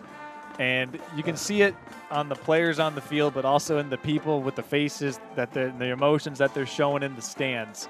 Couldn't ask for a better game so far through two quarters. It's great. This is high school football at its best. I've been working at the school for 20 years. Yep. I had 2 older boys that played football for St. Francis. This is an intense rivalry. Yes. I was on both sides of the coin with my boys. We lost a couple of heartbreakers, and then we beat Kingsley a number of times. So it's intense. It's fun. It's what high school sport should be. It really is. Well, we've got 2 quarters left, but once again, want to remind everyone that you can go online and get your Gladhander tickets for the Gladhander 24. Wayne Mueller here joining us on the American Liner Systems halftime show. Wayne, it's been a pleasure. Go Glads. Thanks, Charlie. We appreciate Next Level. Hey, Thanks for what you're doing. We love being a part of this, and the family and the spirit and just the overall ethos that the GTAX and Traverse City St. Francis has been able to curate, and not only that culture, it really breeds positivity. So it's been great being a part of it as well. Thank you. Go Glads. Go Glads. Once again, 941 GLAD if you want to get Gladhander tickets. Or Gladhander.com. Gladhander.com. We're going to go ahead, step aside here. When we come back, we're going to showcase the Traverse City St. Francis High School Marching Band. We'll be back. Don't go anywhere, folks. You're watching high school football live on Next Level Broadcasting. We'll be back after these messages. Twin Bay Dock's exclusive diamond pattern is stylish to complement your waterfront property. It's quality built to last a lifetime. Engineered to be stronger, our non-skid surface stays cool to the touch, and we offer a full line of dock accessories, including kayak and supboard racks. To see all we have to offer, visit our website to find a dealer near you. Twin Bay Docks, simply exceptional quality.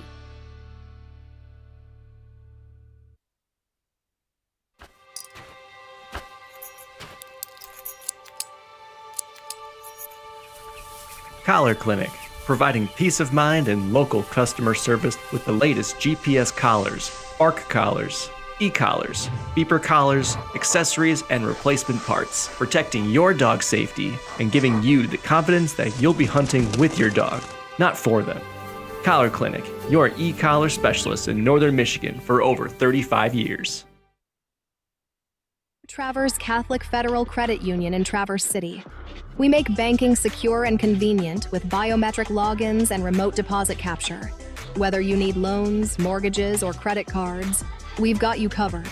Manage your finances effortlessly with our online banking services. Grow your savings with our competitive rates and savings products.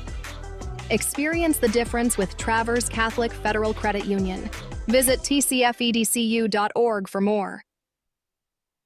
With more than 18 years of construction and deck building experience, Renew It Decks and Outdoor Living wants you to know that they can customize and turn your deck and outdoor living space into something right out of your dreams. But wait, Renew It Decks and Outdoor Living is now hiring employees in the Grand Traverse area, featuring a competitive industry wage, 5 weeks of paid time off, profit sharing, a 401k match program, health insurance options, advancement opportunities, and full-time year-round work. For job inquiries, call 1-231-881-6282.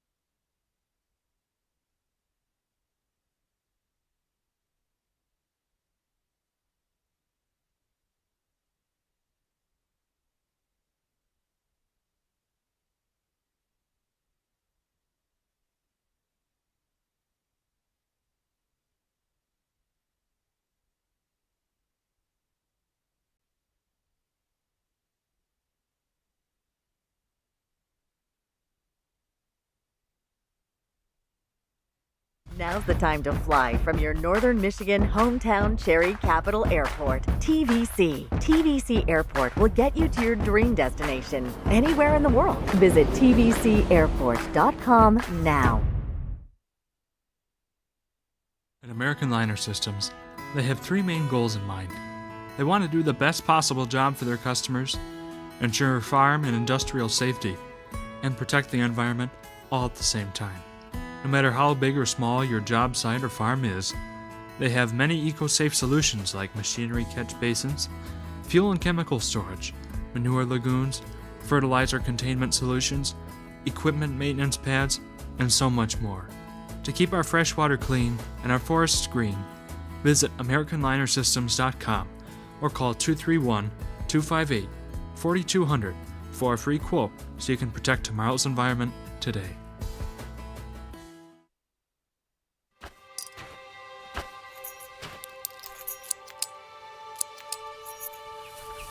Collar Clinic, providing peace of mind and local customer service with the latest GPS collars, ARC collars, e-collars, beeper collars, accessories, and replacement parts, protecting your dog's safety and giving you the confidence that you'll be hunting with your dog, not for them. Collar Clinic, your e-collar specialist in northern Michigan for over 35 years.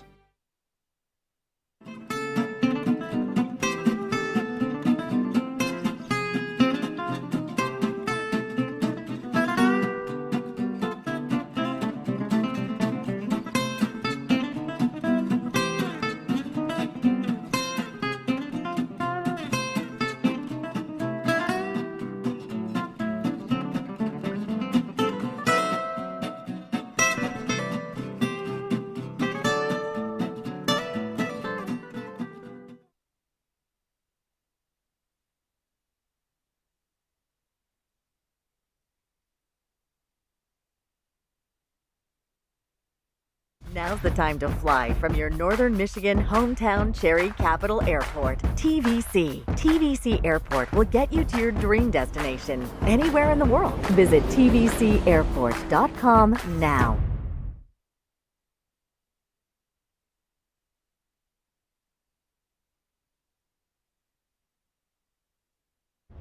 Now's the time to fly from your northern Michigan.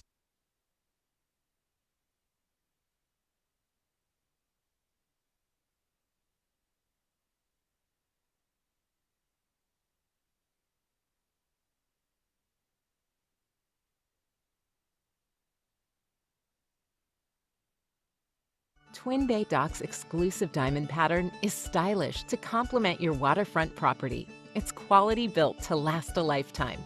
Engineered to be stronger, our non-skid surface stays cool to the touch, and we offer a full line of dock accessories, including kayak and supboard racks. To see all we have to offer, visit our website to find a dealer near you. Twin Bay Docks, simply exceptional quality. Today's game is brought to you by Redmond Automotive, Pop Excavating, Cherry Capital Airport, Twin Bay Docks, American Liners, BC Pizza, Alpers Excavating, Grand Traverse Hauling, Collar Clinic, 3 West, Team Elmers, That's the Pizza, Travis Catholic Federal Credit Union, Red Mesa Grill, PGLs, and Magnum Hospitality. Traverse Catholic Federal Credit Union in Traverse City. We make banking secure and convenient with biometric logins and remote deposit capture. Whether you need loans, mortgages, or credit cards, we've got you covered. Manage your finances effortlessly with our online banking services. Grow your savings with our competitive rates and savings products. Experience the difference with Traverse Catholic Federal Credit Union. Visit tcfedcu.org for more. Today's game is brought to you by Redmond Automotive, Pop Excavating, Cherry Capital Airport, Twin Bay Docks, American Liners, BC Pizza, Alpers Excavating, Grand Traverse Hauling, Collar Clinic, 3 West, Team Elmers, That's the Pizza, Travis Catholic Federal Credit Union, Red Mesa Grill, PGLs, and Magnum Hospitality.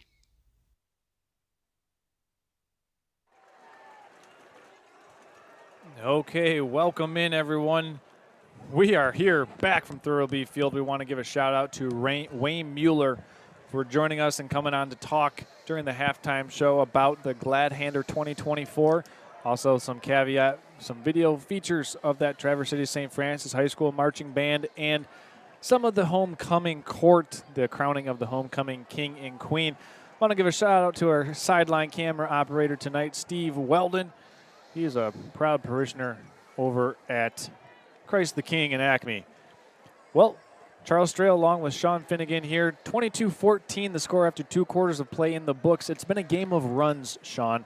The Gladiators scored first, but then Kingsley rattled off 14 unanswered, and then the Gladiators came back with 14 unanswered points. Yeah, and you mentioned before half there, both teams had 2 turnovers essentially, which I think Kingsley got their third turnover at the very end, which was kind of irrelevant. But I think the second half is going to come down to what adjustments were made at halftime, who can take care of the football. That's going to be important. Obviously, the Gladiators have a couple of injuries out of halftime here. I see Biggers down there in a sling, no helmet, so he's probably done for the night with I'm guessing or I'm told, a dislocated shoulder. Gorman's not wearing his pads anymore. So, next man up mentality for the Gladiators. They're going to have to, play the second half like it's 0-0, come out with a mindset to take care of business. Again, take care of the football. I think Kingsley, had a couple guys banged up too, but I believe other than the lineman that was hurt in the first quarter there, is not coming back. He's not coming back. He was on crutches. Yeah, but he's got a big wrap on that knee. So you hate to see kids go down. I mean, it's still high school boys trying to play football, and tough to see injuries, but that's part of this game. It really is. A very emotional first half. We saw Coach Werr maybe toss his headset a couple times, and this one, regardless of record, means something. It's 2 of the better local programs, especially the quote unquote smaller school local programs, and we're getting our money's worth so far. Well, we want to thank everyone. We're wrapping up here with the Grand Traverse Hauling and American Liner Systems combo halftime show while we have an opportunity to do so. Let's thank American Liner. No matter how big or small your job site or farm is, American Liner Systems have many eco-safe solutions like machinery catch basins, fuel and chemical storage, manure lagoons, fertilizer containment solutions, equipment maintenance pads, and so much more. To keep our freshwater clean and our forests green, visit AmericanLinerSystems.com or call 231-258-4200 for a free quote so you can protect tomorrow's environment today. While we also have an opportunity, we want to give a word to our friends at Pop Excavating. Hey, Traverse City, can you dig it? Well, our fine friends at Pop Excavating sure can, specializing in septic systems, drain fields, house foundational footprints, land clearing, and wintertime snow plowing, and much more. For your next large project, leave the digging to Pop Excavating. Visit popexcavating.com for more info. Charles Strail, Sean Finnegan, Levi Pearl, Steve Weldon here from Thurlby Field, the Next Level Broadcasting crew tonight. Thanks for making us a part of your Friday evening. The clock has just struck 9:40 Eastern Standard Time, and Sam Wildfong has got it on the tee as we're about to begin the second half of play here from Thurlby Field.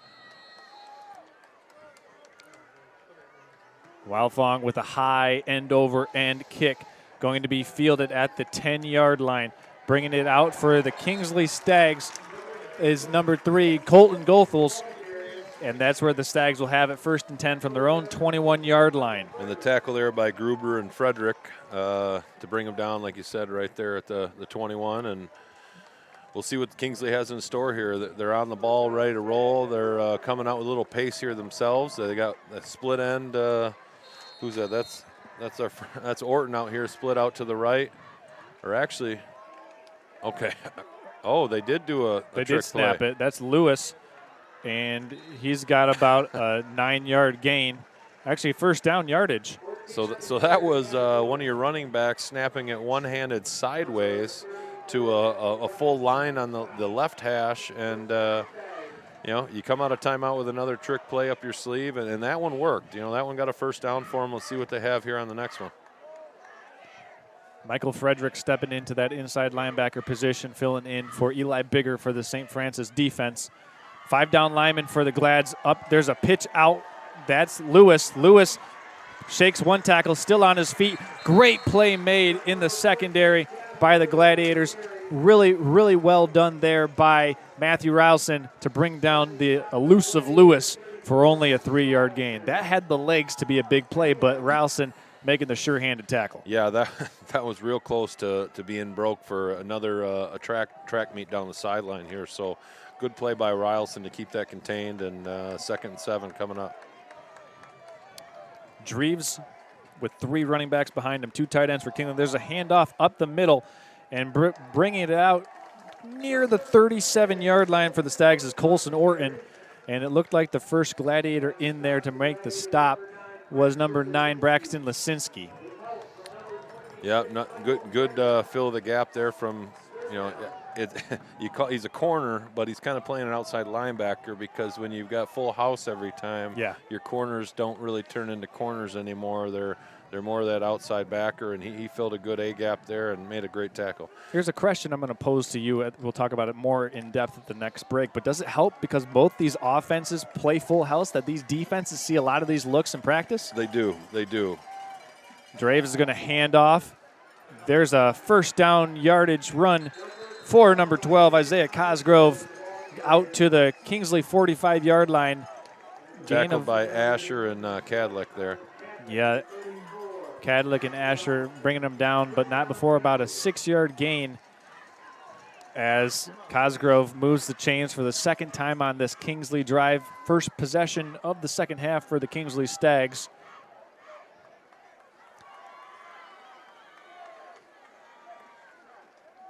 Handoff up the middle to Orton, and Orton's brought down. Looked like Sam Wildfong was the first one in there for no gain on the play. Yeah, and to answer your question there earlier, Charles, the same type of offense is definitely, I guess benefiting both defenses as far as being used to seeing that. Maybe that's why Kingsley's coming with some of the trick plays. But on the flip end of that, something I meant to mention there at the end of that second half or first half is that passing is not something they're used to seeing in practice. So that's a tougher challenge. There's a pitch out to Lewis. Lewis is brought down. Looked like Jack Gruber and Isaac Kerr combined on the tackle for the Gladiators after Lewis picks up about 3 yards. It'll be 3rd and 7 now. We saw the Kingsley passing attack on their full display in that pseudo 2-minute drive. Yep. It ended in a Jack Gruber interception. Maybe Kingsley throws it out here, but maybe they're thinking 4-down territory as well. They could be. You want to stay to your strengths a little bit. Don't get too outside of what's normal for you. But here we go, pass. Pass out in the flats, no good. Well defensed by, is that Shepard out there? It was. It was intended, the intended Orton. target was Orton. And we've seen the connection here between Dreves and Orton just not be on the same page on that same play, too. Yep, yeah, they've had that same look a couple times today and just failed to connect with it. Harrison was in a much better position that time defensively than the past. But, again, when you're not used to seeing a ton of passing in practice and you're learning, live action, it's a little tougher. Chase Bott to kick it away. Harrison Shepard backing up. He stands at his own 10-yard line. There's a high kick far away, directional kick, as Shepard's going over to the field at his own 15. He gets one block from Cam Sellers and is dropped at the 21-yard line. And it looked like the Kingsley tackle was made by Tyler Unterbink. And so the Glads will have it at their 21-yard line here on their first possession of the second half. And we'll see if we see any change here offensively for the Glads as well. Losing your fullback, a very pivot. I'm not going to even try to say it again. Crucial player on your offense and defense in Eli Bigger. And, that fullback position within this offense is very important. So we'll see how they adjust to that. I think they have Wildfong in there at that spot now. Am I correct? I believe so. Enders under center is going to hand off up the middle. That's Bellinger. Oh, it's Bellinger. Bellinger's ripping this one through the seams. Bellinger in a foot race with Chase Bott. Can he take it the distance? And he does. Evan Bellinger all the way for a house call. Give him the 78-yard touchdown all the way for 6. Yeah, here, and I just gave Wildfang the credit for fullback, and they immediately give it to Evan up the middle. Evan was filling in for Eli there. What a run. Kept looking back to see if Bot was going to catch him, and he wasn't. But great run, great seam up the middle by that offensive line. Now the center of that offensive line with, who's that, 66, got to give him a shout out here. His brother, Bo Bellinger, clearing a path for him. What do you know? That's right. Bo, if you're listening, make sure that your brother Evan does your chores for a week after that block.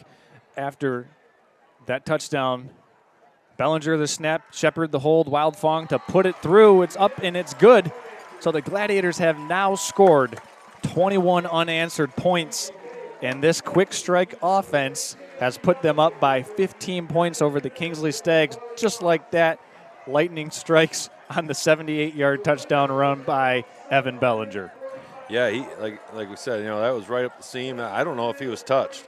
No. I don't think he was touched, and unless it was a shadow. But that was a great opening drive, quick drive, but a great opening possession for the St. Francis. We'll see if their defense can come out and answer the bell again here and put them in the driver's seat offensively again. Coming up next week, if you're looking at the schedule, the Gladiators will be on the road going up to take on the Sheboygan Chiefs. So that game will be live on Next Level Broadcasting once again. But right now, back to the game in between the lines right now. The Gladiators have put the Kingsley Stags in a spot that Kingsley doesn't want to be in, Sean. Down multiple scores. They're going to have to drop back and pass a lot to try to cut into this lead. I wouldn't be surprised if they don't do that right away, just because they do have that quick strike ability with their running game. But at the same time, watching how St. Francis handled that defensively at the end of the first half, we could see a little bit of play action. The question will be, do they spread it out more? Do they do it out of their full house? Which it seemed to be their most comfortable passing, lineup before that. But we'll see. And it'll be Sam Wildfang to kick it away. He's going to send this one deep. That's a nice high end-over-end kick, fielded at the 10-yard line, throwing it back across. Orton, he's got a completion on the far side to Goethals, and Colton Goethals is out at the 27-yard line. Pushed out by Tyler Thompson and Braden Tharp. Making some good plays on special teams. That could have been, I was just about to say, keep an eye out for Kingsley with a few more tricks up their sleeve, because, they like to go to the well with some of those trick plays. And before I could even say it, they run a little throwback, the old vintage Tennessee Titans playoff, that was 12 years ago or so. That looked very eerily, familiar there, but good play on the backside by St. Francis. Dreves under center once again. He's going to pitch this one. That's Lewis, and Lewis is dropped after about a 2-yard gain. Tackle was initially made. Warren Asher. Yeah, and Warren Asher came from the bottom of the pile. Oh, actually, that was Jack. That was Jack Gruber. That was Jack Gruber. I just saw the 3 and a top that looked like a 5, but that was a good play coming up from safety. No, he's that linebacker. Yep. 2nd and 8. There's a pass. Dreves trying to get it out in the flat. Got a completion to Chase Spot. Nice play made. Tyler Cadlick on the tackle in the flat there. That's a big boy to bring down by yourself. That was well done. Limited the damage. But like we talked about, that you mentioned, and I'm going to, foot and mouth here. You were right. They're coming out throwing, trying to change the pace a little bit, change the tempo with their passing game. We'll see how St. Francis adjusts. About 3rd and 6 coming back here. Not sure why the clock didn't start there, Sean. It was a completed pass, but the clock was stopped at 8 minutes, 14 seconds. And still is. Dreves is throwing a screen out intended for Orton, and Dreves had pressure coming up the middle from the defensive line of the Gladiators, but the clock is now starting, and they're running a little time off of it to try and sync it up. But it didn't run there for a little bit. Yeah, there was a completed pass to Chase Bott at 8 minutes, 14 seconds. It didn't run, and but no harm as the Gladiators force a 3 and out And the Glads will send Cam Sellers back now to return the Chase Bot punt. 4th and 7. There's a false start called against Lewis and the Kingsley Stags, which will back him up another 5 yards.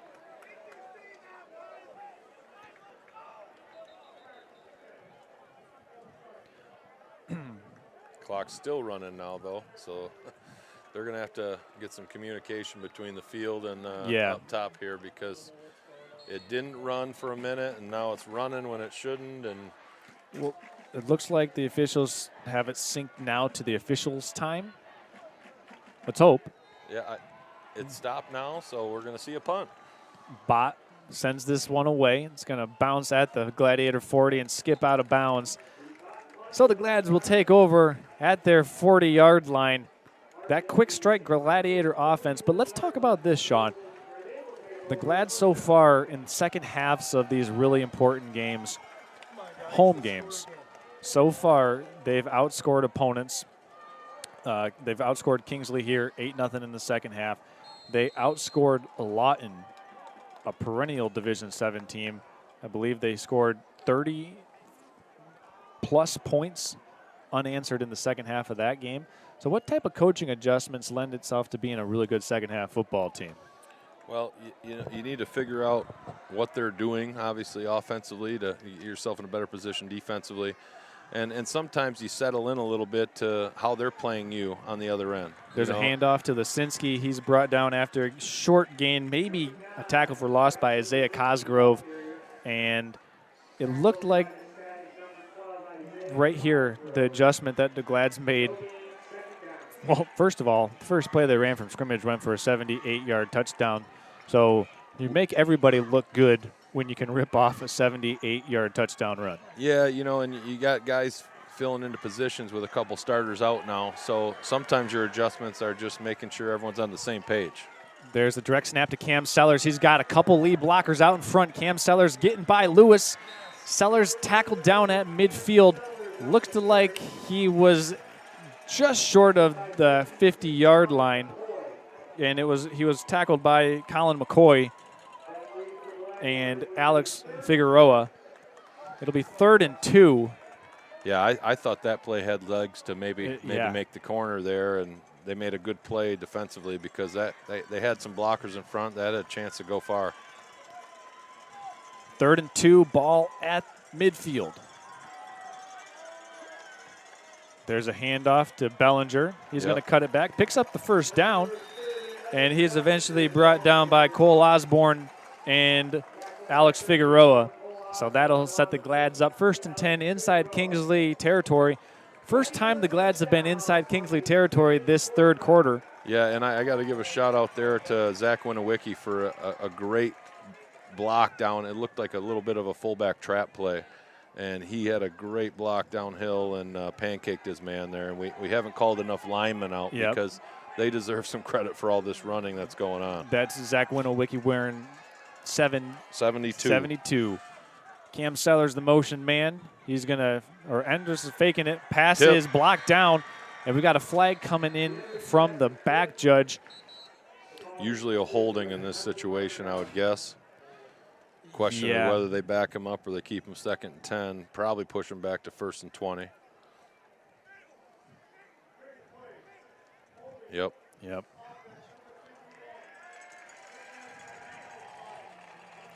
Now it's Ben DeCarolis with the holding there. Yep. Well, Sean, you mentioned that Gladiator offensive line. Let's give them some shout-outs. That's Bo Bellinger, Ben Eckler, Zach Winowicki, Warren Asher, and Ben DeCarolis, the 5 Gladiator starting offensive linemen. Yep. Some underclassmen on there, too. Ben Eckler's only a sophomore. Big body at that left tackle. It's an important position. Here's Cam Sellers running to the left. He's got about 2 yards on the carry. Tackle made after about a gain of 2 yards by, it looked like it was Egan Nolf. Yep, 72. On the tackle. Yep. Well, for a team that doesn't pick up a big chunk plays in the air, 2nd and 19, this is a unfamiliar spot for the Gladiator offense. To my knowledge, The Glads have completed one pass so far in this game. It was a little corner route to Eli Bigger. Correct. Everything else has been done on the ground. There's a handoff to Cam Sellers. He cuts it up. Cam Sellers is into the secondary. He's got track speed. He's gone. Sellers all the way, taking it to the distance. 54-yard touchdown run, and the Gladiators put another 6 on the board. Make it 27 unanswered. Who needs to throw the ball when you can just run it up the middle 54 yards on 2nd and 19? And they worked the combo, the right side of that offensive line. That's Warren Asher and Zach Winowicki setting the edge. Yeah, and Cam got a nice block from Harrison Shepard, and you don't need to give Cam much room. Charles, I think you might have got a first down through that hole. I mean, to tell you, I don't remember your St. Mary's days, but you might have got that one. I could have done a handstand and got through that first down, or that hole. Once again, Bellinger to snap it, Harrison Shepard to hold it, Wild Fong to attempt it. And it's a pop-up kick. Missed it. And no good, wide right. So after the Gladiators put another touchdown on the board, they've got 13 unanswered points here in the second half alone. We're going to go ahead and step aside. Don't go anywhere, folks. You're watching Gladiator football here on Next Level Broadcasting, simulcast coverage streamed live on nextlevelbroadcasting.net and on Next Level Broadcasting on YouTube. We'll be back after this. At American Liner Systems, they have three main goals in mind. They want to do the best possible job for their customers, ensure farm and industrial safety, and protect the environment all at the same time. No matter how big or small your job site or farm is, they have many eco-safe solutions like machinery catch basins, fuel and chemical storage, manure lagoons, fertilizer containment solutions, equipment maintenance pads, and so much more. To keep our fresh water clean and our forests green, visit AmericanLinerSystems.com or call 231-258-4200 for a free quote so you can protect tomorrow's environment today. All right, guys, here's what we get.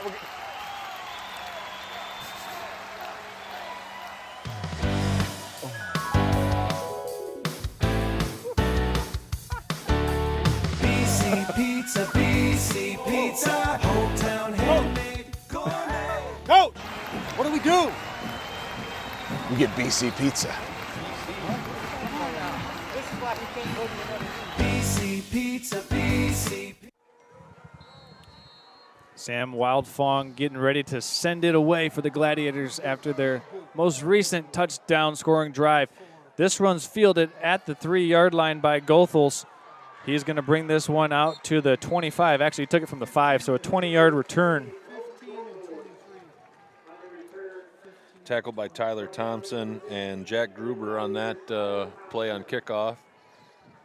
You know, again, it will be interesting to see if Kingsley comes out. They're going to have to do something different, right? They haven't, other than a couple of trick plays, they haven't really changed a whole lot of their offensive mindset so far. So we'll look to see if they spread things out at all, or if we see any more swinging gates, Statue of Liberty, or anything else they can come up with here.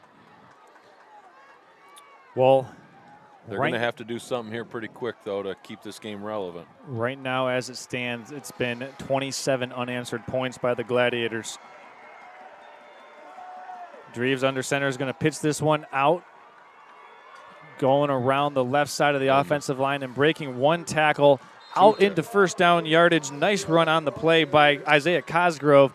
And I didn't see the Gladiator who was able to bring him down there, Sean. Was that Cadlick was a part of that. So was 34, Matthew Rylson. He did break 2 tackles out there on the edge. Looked like they had him after a couple yards, and he made a good run to get all 10 of them. Still in that full house. Yep, Tucker Dreves, the man behind the center. That one's going to Cosgrove up the middle. Tackle made initially by the Gladiators for about no gain on the play. That was Michael Frederick who busted through that offensive line there. Really good play by Frederick, who's filling in for Eli Bigger. Yeah, you know, again, filling in that A gap. That was a fullback up the middle there. You know, he stepped into that role. Same with Bellinger on the offensive end. They're you know, next man up mentality right now. 2nd and 9. This one's pitched out And going down, the turf monster might have got him there. Jack Gruber made the tackle for loss, actually. And that was Lewis on the carry, and he's coming up a little bit hobbled. Yeah, he's been putting a lot of work in this game so far. He's hopping around that ankle now. He's coming off. Again, such a pivotal. Gosh, I'm not even going to say it again. Crucial guy for them. We're going to just go with crucial the rest of the night. I like it. Still in that full house, 3rd and 10 here. Dreves under center. He's going to drop back to pass. Pressured up the middle by, that was Wildfong, and that one was overshot, looking for Chase Bott. Not a lot of pressure there in the backfield on Dreves, but just overshot the intended target. Chase Bott down there on that deep corner route. So that's going to force yet another Kingsley punt. This is it's not a 3rd 3 and out, but it's the 3rd punt forced here by the Gladiators going up against the Stag offense here in this quarter alone. Well, you can see there, too, there's an adjustment made by the Gladiators by having 2 guys on Bott on that pass. Kind of been their go-to guy on anytime they drop back.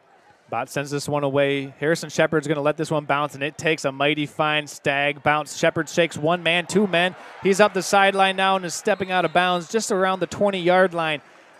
Give him about a 17-yard return and making something out of nothing. It didn't look good there as that took a very favorable Kingsley bounce. Shepard made something from nothing there. Yeah, there was a point I wasn't sure how long he was going to let it keep bouncing. I wasn't even sure if he didn't step out at the 3 there when he initially made the move, but there was an official right on the spot.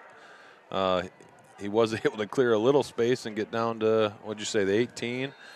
That could have been a tough starting spot for the Glads.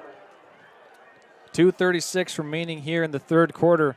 Gladiator touchdown runs of 54 and 78 yards so far have extended this lead now to 21 points. And we've got a whistle. It looks like Tim Moore wants to take a timeout. We're going to keep it right here and tell you about our friends at Twin Bay Docks. Listen, hey, you might have seen the forecast for the weather this week, and it's going to be 76 and 80, and it's going to be great. Well, if you have yourself a Twin Bay Dock or a Twin Bay Dock product, you don't have to try to con your son-in-law or your brother-in-law to help you take out the old rickety dock. You got a Twin Bay Dock, so you don't have to worry about any of that. You got hassle-free dock solutions. You can enjoy the water the way it's supposed to be enjoyed. Get yourself a Twin Bay Dock, because Twin Bay Dock is Northern Michigan's gold standard for your lakeside access, trusted by consumers and distributors alike. Featuring a superior patented vinyl design, Twin Bay Docks living life out on the water easy in the way it should be. With their easy-to-install dock systems, you can spend more time enjoying your dock as opposed to feeling anxious about trying to take it out here as it's now September 27th. If you got a Twin Bay Dock, you don't got to worry about it. Get yourself a Twin Bay Dock. Enjoy living life out on the water as it should be enjoyed. Yeah, Charles, don't call us to do it. That's right. I'll be in the press box. Not putting the waders on for Docks this fall. One thing to know about Kingsley too, all this time Gavin's been getting the ball is David Wims and John Wims, 2 brothers that got hurt the last week. Yep. 2 weeks. Big pieces that Kingsley's missing tonight. There's a direct snap quarterback lead for Tyler Enders. He's going to get about 1 yard on the carry. You're right, Sean. The Wims brothers not being able to participate in this contest is a huge loss for not only their offense, but more specifically on the defensive side of things. Absolutely. A couple good athletes on both sides of the ball. And, I know just from my connections there, John had a tough injury last week that they were pretty scared about the result. So good to see him here. Tough for them not to have them tonight. We're at the 2-minute mark here in the 3rd quarter. Full house backfield. There's a handoff to Cam Sellers, and Cam Sellers is breaking this one into the secondary. He's in a foot race. Can Cam Sellers take it the distance? Yes, he can. Officially in as an 80-yard touchdown run. Cam Sellers taking it to the crib. Showing why he's a sprinter right there. Once he got that space, there wasn't anybody catching him. And St. Francis really breaking this thing open now. Kingsley, again, is going to have to really come out of their shell offensively to give themselves a chance to crawl back into this. So that's 3 breakaway touchdown runs so far in this third quarter. 2 by Cam Sellers, who you would look at him and say, yeah, he's probably the prototype for a breakaway home run hitting run. But the other one by Evan Bellinger, who ripped off a 78-yard touchdown run. Here's the point attempt by Sam Wildfong. Once again, Bo Bellinger to snap, Harrison Shepard to hold. Wildfong's attempt is up, and it's good. Wildfong so far tonight, I believe he's 5 for 6. Yep, we went for 2 once or twice? Once. Excuse me, Wildfong 4 for 5. Okay, yes. With the 2-point conversion. But, wow. The Kingsley defense had lightning bottled up here, but so far it's struck twice in the third quarter in the hands of Cam Sellers. Yeah, that explosive runner, and you give him space like that, he's gonna show you that track speed, and he did. Here I thought it was going to be St. Francis trying to hold Kingsley's speed inside the box and keep them from getting into open spaces, and it's been the other way around here. So, again, kickoff here to Kingsley. We'll see what they have as an answer. You see a lot of Kingsley faithful, or at least folks from that side of the stands starting to work their way out.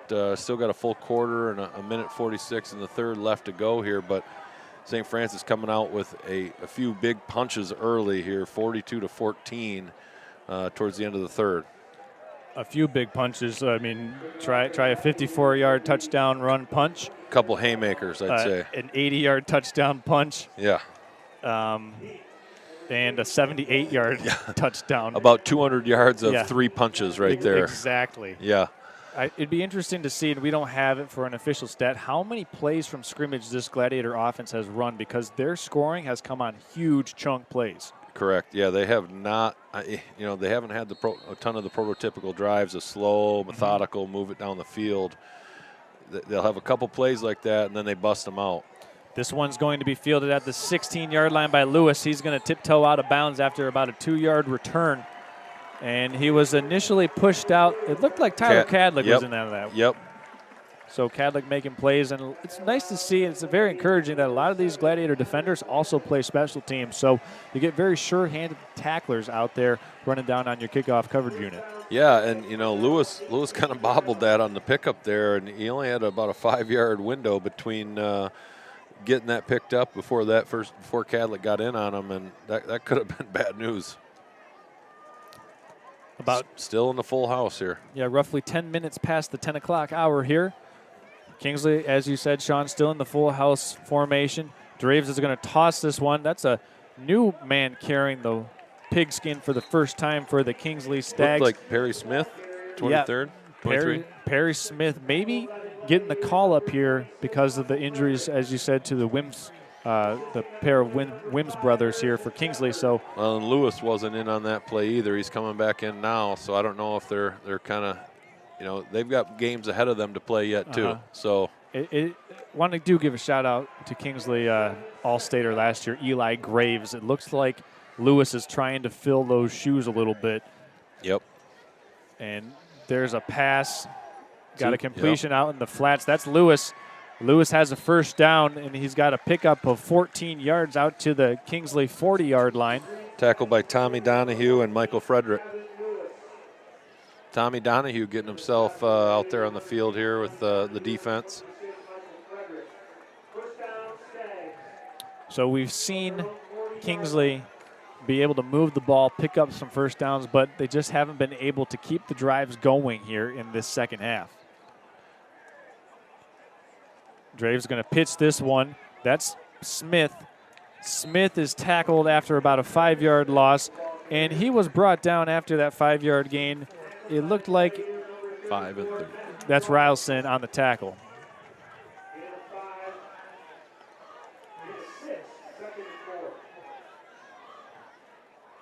So right now there's 36 seconds left to go here in the third quarter. Gladiators scoring all the points here in this quarter alone. Draves dropping back to pass on the boot. He's going to keep it, tuck it, and run himself. Big hit leveled by Tommy Donahue. Put his right shoulder down into Draves, and it looked like the first Gladiator to bring him down was Gillespie. Yep. Yeah, Gillespie was able to get him, and Donahue finished him off. And that looks like it's going to bring us to the end of the third quarter. So after 3 quarters in the books, the Traverse City St. Francis Gladiators on top of the Kingsley Stags 42-14 after a quarter dominated by the St. Francis ground game. We're going to step aside, and when we come back, we'll have fourth quarter action between the Glads and the Stags here on Next Level Broadcasting. We'll be back after these messages.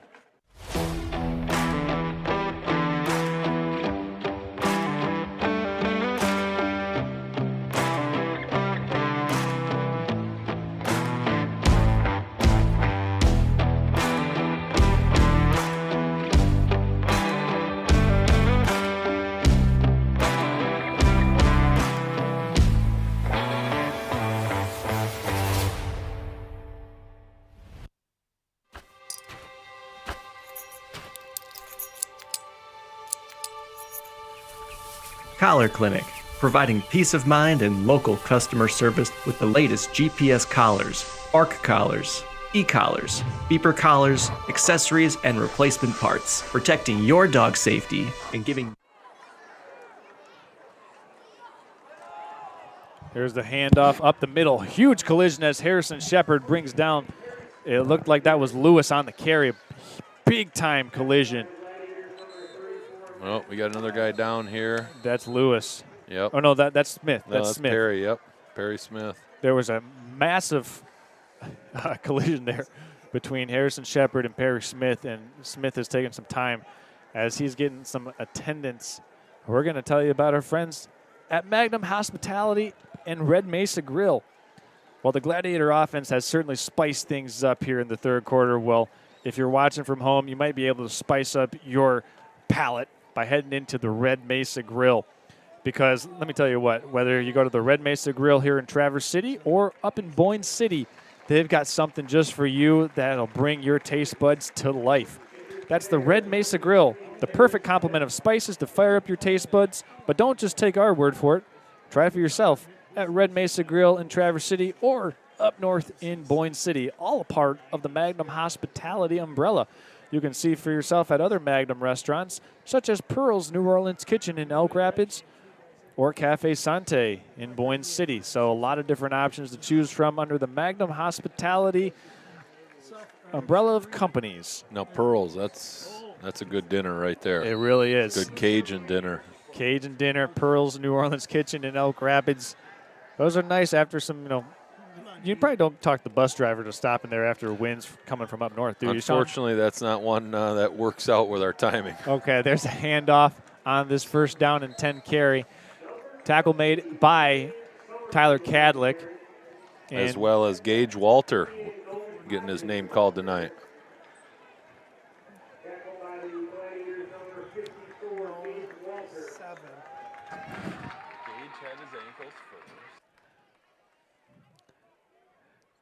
This will be 2nd and 7 now for Kingsley.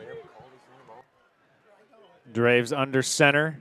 2 men back behind him. He's going to hand off to Lewis on the counter. Lewis slips free. He's in a foot race with Cadlick. Oh. Cadlick makes the shoestrings and touchdown saving tackle at the 7-yard line. But as it stands, Lewis and Kingsley have it 1st and goal on the Gladiator 7. Yeah, Cadlick kept him from scoring, but that was a good play. Good play for Kingsley there, kind of going back to the well with that counter play, and they haven't pulled themselves out of what they know here with the full house. Might be too big a hole at this point to change much. Dreves under center, pitching it to Lewis. Ball's out. Fumble. The ball's out, and it looked like Lewis got back on top of it. The first Gladiator to punch that one free was, it looked like it was Warren Asher. 52, Joe Detloff in there, giving him that forced fumble, but Lewis getting back on top of it. sometimes the ball just bounces right back up to you, and I think that's what happened there. Yeah, he for was Lewis. fortunate. He was getting tackled right into the fumble. It's a good play made there by Joe.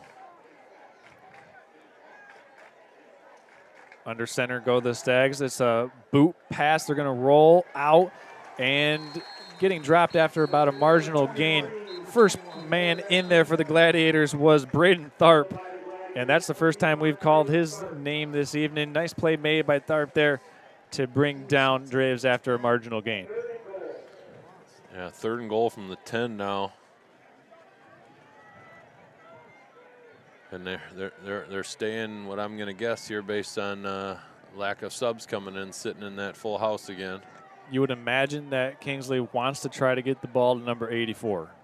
If That's they're Chase throwing Bott. it, I think Chase is the guy. If they're running, I'm going to go with Lewis on this. They're going to throw it. Initial pressure by Wildfong. Draves slips a 1-through tackle, throws it up in the corner. Chase Bott can't squeeze it.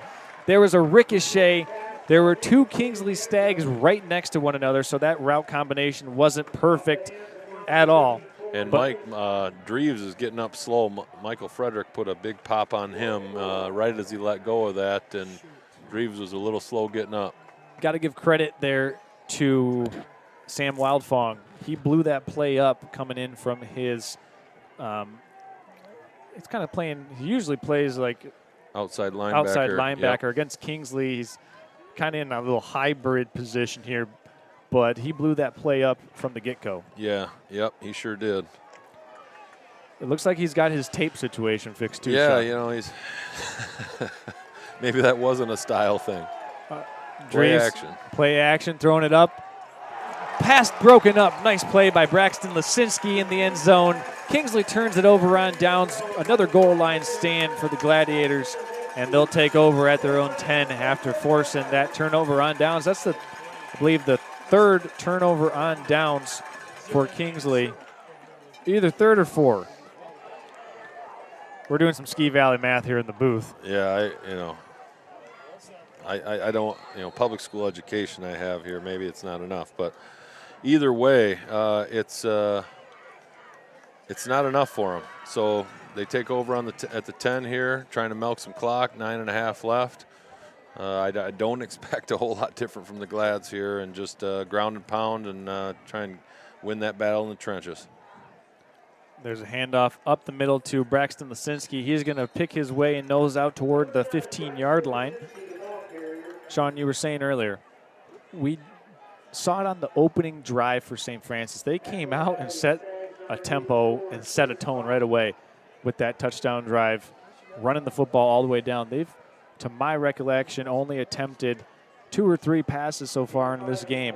It's been a steady diet of this Gladiator ground game. Yeah, that's what they like to do, and if they can control that line of scrimmage, they're a tough team to beat. And just going to hand off to Lisinski once again. He's got about 1 yard on the 2nd down and 5 carry. Right now, you also don't want to see any more injuries.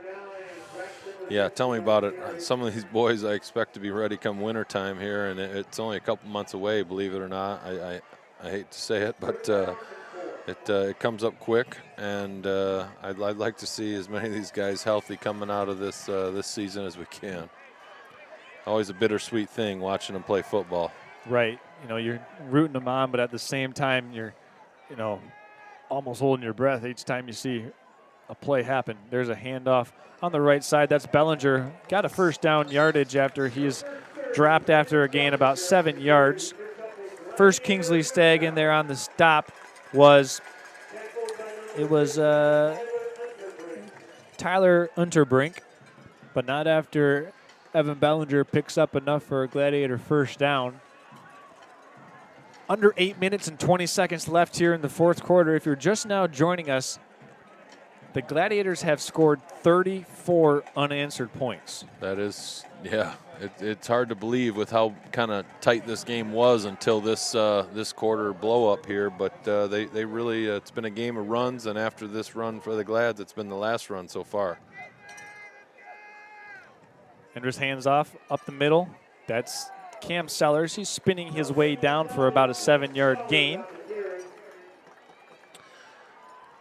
Expect this to be slow, deliberate, And a steady die to that.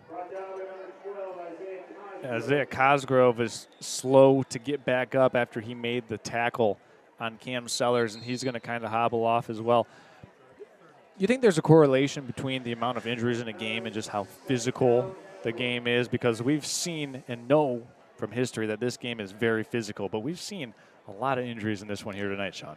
Yeah, you know, when you've got 20 of your 22 guys on the field within about a 10-yard span, colliding every play, that, you know, there's a lot of opportunity for guys getting rolled up on, stingers. You know, there's been a lot of good hits tonight. Looks like a little confusion with the defensive alignment for Kingsley. Yeah, they're just taking this one all the way down to the 5-second on the play clock, are the Gladiators. There's a direct dive handoff, and that's going to be really close to first down Looks like yardage. they're giving it to him, yep.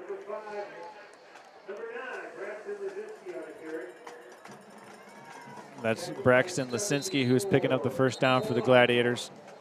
Got a timeout taken here by the Gladiators sideline as they want to talk some things over. But as they talk some things over, we're going to talk and tell you about Alpers Excavating. Listen, Alpers Excavating is a 4th-generation St. Francis community, and they're proud to be a football sponsor here for Gladiator football all season long on Next Level Broadcasting.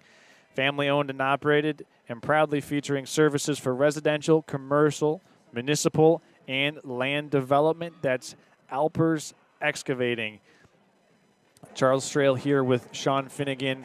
The Traverse City St. Francis Gladiators and Kingsley Stags. It's 42-14. This was not this big of a lopsided affair at halftime. It was 21-14. The Gladiators were down 14-8, and since then, it's been hammered down, Sean. I mean, what's your take? Yeah, I don't think anyone would have guessed this. You know, this is we expected a close, competitive game, probably start to finish. St. Francis has really controlled that line of scrimmage, and you know, like we talked about, they've been busting some long runs and capitalizing on it. We've got a few subs coming in. Looks like number 16 Cooper Sellers, younger brother of Cam, sophomore, coming in to relieve Enders at the quarterback position. Probably a few other faces out there that snuck in during that timeout that we didn't see. So this is Cooper Sellers under center for the Gladiators. Is going to put this one on the turf, and it looks like the Kingsley Stags have recovered it. This would be a recovery, the 3rd fumble recovery for the Stags here in this game, if it stands, and it is. Penalty marker has also come out, but it was Nate Green recovering the fumble for Kingsley, and that's the 3rd time the Gladiators have coughed it up here in this game. Yeah, you know, you're trying to give some of the young guys some reps in these moments, and you know, one of the biggest things that gets, I guess, overshadowed is that center to quarterback exchange, as well as that exchange from quarterback to running back. And I'm not sure what we call it. It was a personal foul of some sort. It was 15 yards. It was after the play. It was a personal foul called against the Gladiators. That's going to give an additional 15 yards to Kingsley. Disrespecting the official, I think, is what was said, which I don't know if I've ever heard that language used, but something was said or done that was not deemed appropriate. But yeah, that exchange there, it just wasn't fluent, and you know, I think there was a little miscommunication with that handoff, and the ball gets on the turf, and that's a tough start for some of those boys coming in to get some reps. There's a handoff to Perry Smith. He's back in the game, and he's got a touchdown. Perry Smith scores from 15 yards out. Kingsley, just like that, after the change of possession, Perry Smith punches it in, and the Stags have their first score of the second half. You know, turnovers can do that, right? You know, you take care of the ball, you take care of business on that end, and you keep yourselves from giving up those quick scores. You know, that splash play, now that wasn't anything fancy, but big plays right after turnovers are something you want to avoid. So we'll see if they can get it back together here and run some clock off in this next possession. The point after attempt for the Kingsley Stags is no good. So it remains a 42-20 Still a 3-score ball game. 6 minutes and 57 seconds left to go here in the game. But it feels like, well, prior to the fumble and prior to that touchdown run, it felt much larger of a lead than that. Now it doesn't quite feel as big. Yeah, I brought a lot of new guys in there. Sometimes there can be a little nerves. You're getting that opportunity as a fifth quarter varsity guy to come in and play a few minutes. And, this is still a big opponent. This is still a big game.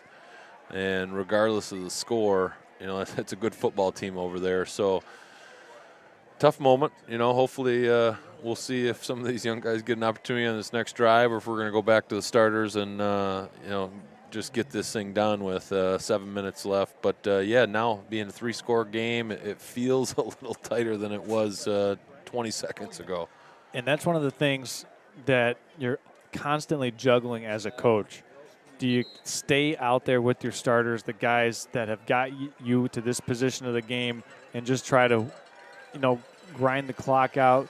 But it's been a hard physical game. You do risk some injury in that decision. Exactly. And that's the thing. Risk reward, right? So you want to keep your guys crisp. You want to keep it going the way you want it to go, but at the same time, you don't want 3 more bodies sitting on this bench with crutches behind it. So you kind of balance that, and you want to give some of those young guys an opportunity. You never know when that next man up needs to be able to come out and actually perform. But that's a tough way to bring them in and have an error like that and then give up a score right after. This one's fielded by Tyler Cadlick at his own 14-yard line. He's going to bring it out to the 34-yard line. A good 20-yard return for Cadlick, and the Gladiators will set up shop here at the 34. Tackled there by, looks like Belis from Kingsley. So we'll see. Let's see, who do we got bringing the play in it? Looks like we got the starting O back out there. Yep. So 1 play, 1 fumble, 1 recovery for Kingsley, and the starting lineup is back out on the field for the Gladiators.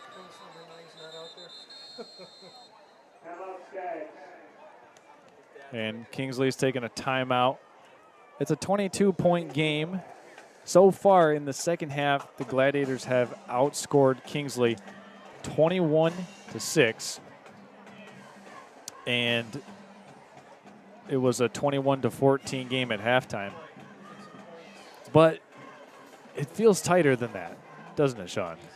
Yeah, again, when you know the other team has that potential and has that, that ability on their side, especially with the trick plays and some of the things, kind of the junk they like to throw at you, you just never really feel too comfortable.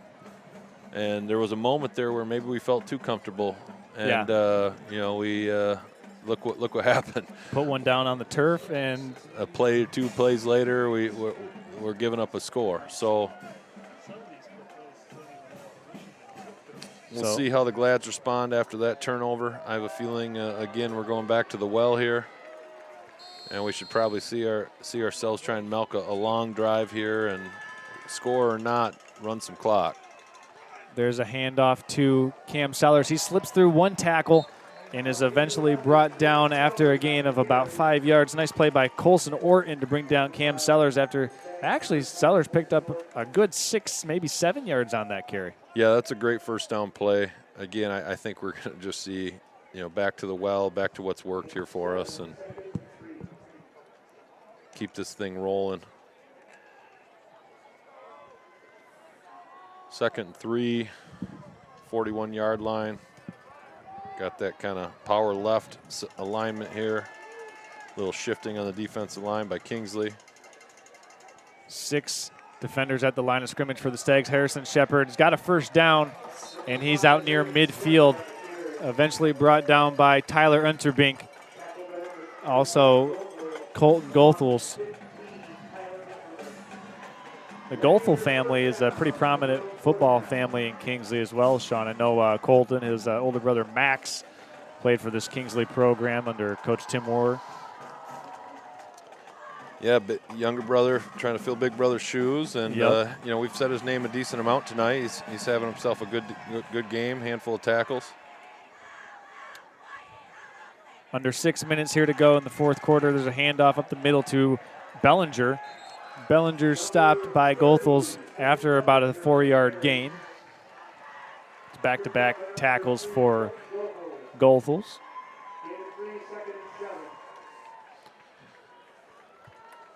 Letting that clock run. That's a friend of the Glads right now. You know, looking out over the concourse below underneath us, there's still not a lot of empty seats. Looks like the Gladiator Nation here prepared to be here late this evening, and they're certainly getting treated to a good performance by the Glads so far. It has thinned out on that other side quite a bit since this second half's been going. Yeah. That's going to be a false start called against the Gladiators. It'll back them up. It'll make this about a 2nd and 12 now. Back into their own territory. Once again, if you're just now joining us, the second half has been controlled by the Gladiator ground game. There was a 54-yard touchdown run by Cam Sellers, an 80-yard touchdown run by Cam Sellers, and a 78-yard touchdown run by Evan Bellinger that were all on consecutive possessions for the Glads to put them into this driver's seat, leading 42-20. The Kingsley Stags just added a touchdown of their own after a turnover in the Gladiator territory. We're under 5 now to play. And it's going to turn and hand off to Sellers. Sellers gets a block. He's got the corner, makes 2 men miss, and is eventually brought down after about a gain of 9 yards, and it was Nolan Hodges making the stop for Kingsley. It'll be a 3rd and 3 coming up for Sellers and company. It looked like he might have been able to slip away there, Sean. You know, if he would have gone to the edge, I think he had a chance to get a little more out of that. But at the same breath, I like that he cut it upfield, keep the clock moving, don't risk going out of bounds. There's a handoff to Harrison Shepard. Harrison Shepard splits through the Kingsley defense and has a Gladiator first down. He was eventually brought down after about a 7-yard gain. Looked like Tyler Unterbink on the tackle once again. Yep, and Harrison's now sporting that long tape down the arm there. Apparently that's just a thing that's happening tonight. I believe that's called turf tape. I guess. We didn't have that when I played. We also didn't play on a whole lot of turf. Okay, so there you go. Not till college anyway. They say that that's a good look on the basketball court too. As yeah, I'm not sure why the clock's not running right now. Well, it is now, but there's a handoff up the middle. That's Michael Frederick, who was able to pick up about 4 yards there on the carry. Yeah, we got the time ticking again here now.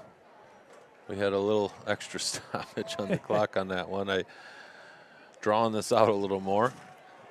Want to remind everyone, coming up on the Twin Bay Docks post-game show, we'll have a couple players of the game be joining us up here in the booth. Don't miss that, so stick around after the game for that Twin Bay Docks post-game show. This is Cooper Sellers back under center now.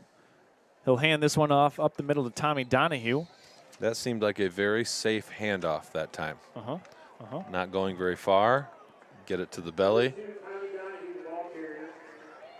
Got a 3rd and 2 coming up.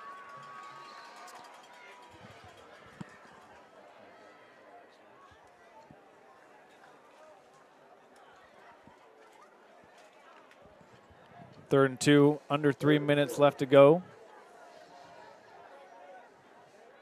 This is Jet Gruber, Michael Frederick, and Cooper Sellers in the backfield, also joined by Tommy Donahue.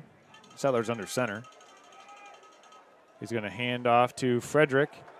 Actually, that's first Gruber. down. Yep, Gruber. Gruber picks up the first down.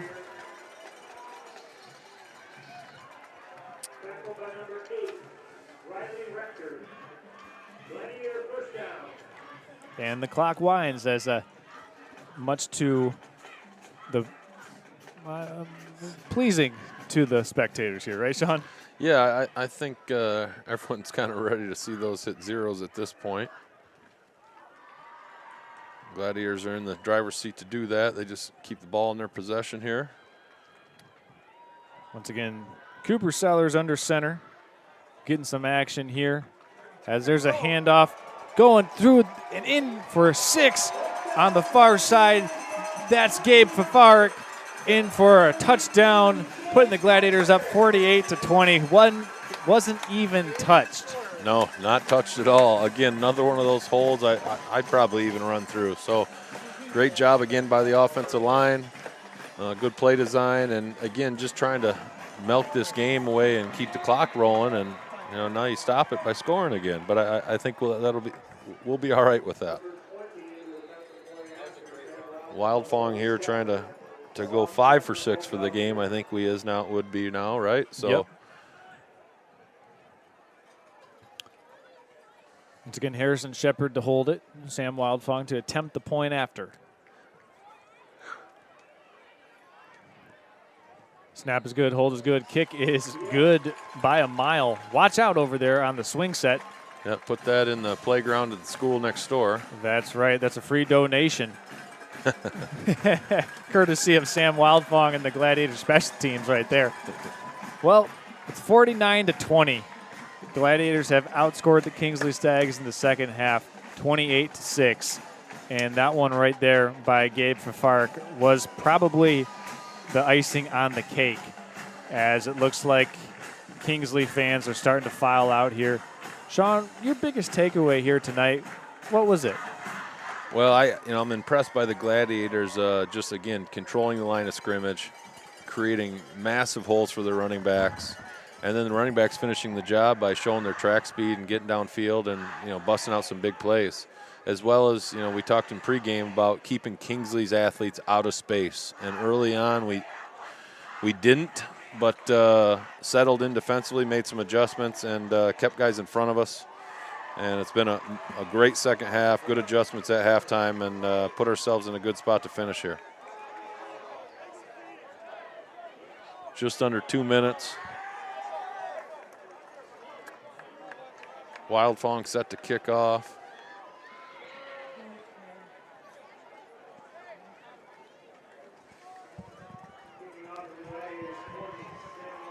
We'll see if Kingsley's looking to do anything else. Looks like we're a guy short out there. There's 2, 4, 5, 6, 10 guy, 11 now coming on. We got number 4, Bo Klassen's coming in. First time we mentioned him. He's the last guy on the field here for kickoff, but maybe that means he's ready to go down and make a tackle. So we'll see what we get here out of the Glads.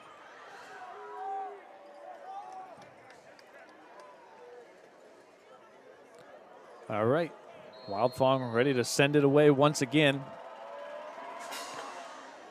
This is a wobbly kick fielded at about the 10-yard line. And big-time collision. Oh, my goodness. Ooh. Laying the lumber was Scout Goldman. Scout Goldman, first time we've said his name tonight, and he made sure we don't forget it because that was a hit right there. Man, don't tell him there's only 1:49 left in the game. He's pumped. Yeah, and he's staying on the field here with the defense. Looks like coming in at linebacker as well. That was a big hit. That was a big hit. Good to see. They're not done playing football yet.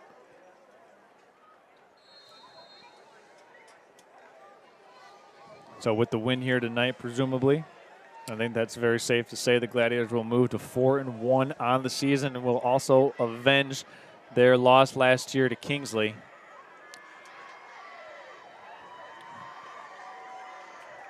Dreves hands off up the middle, and it looked like Tommy Donahue was the first Gladiator in there to make the play.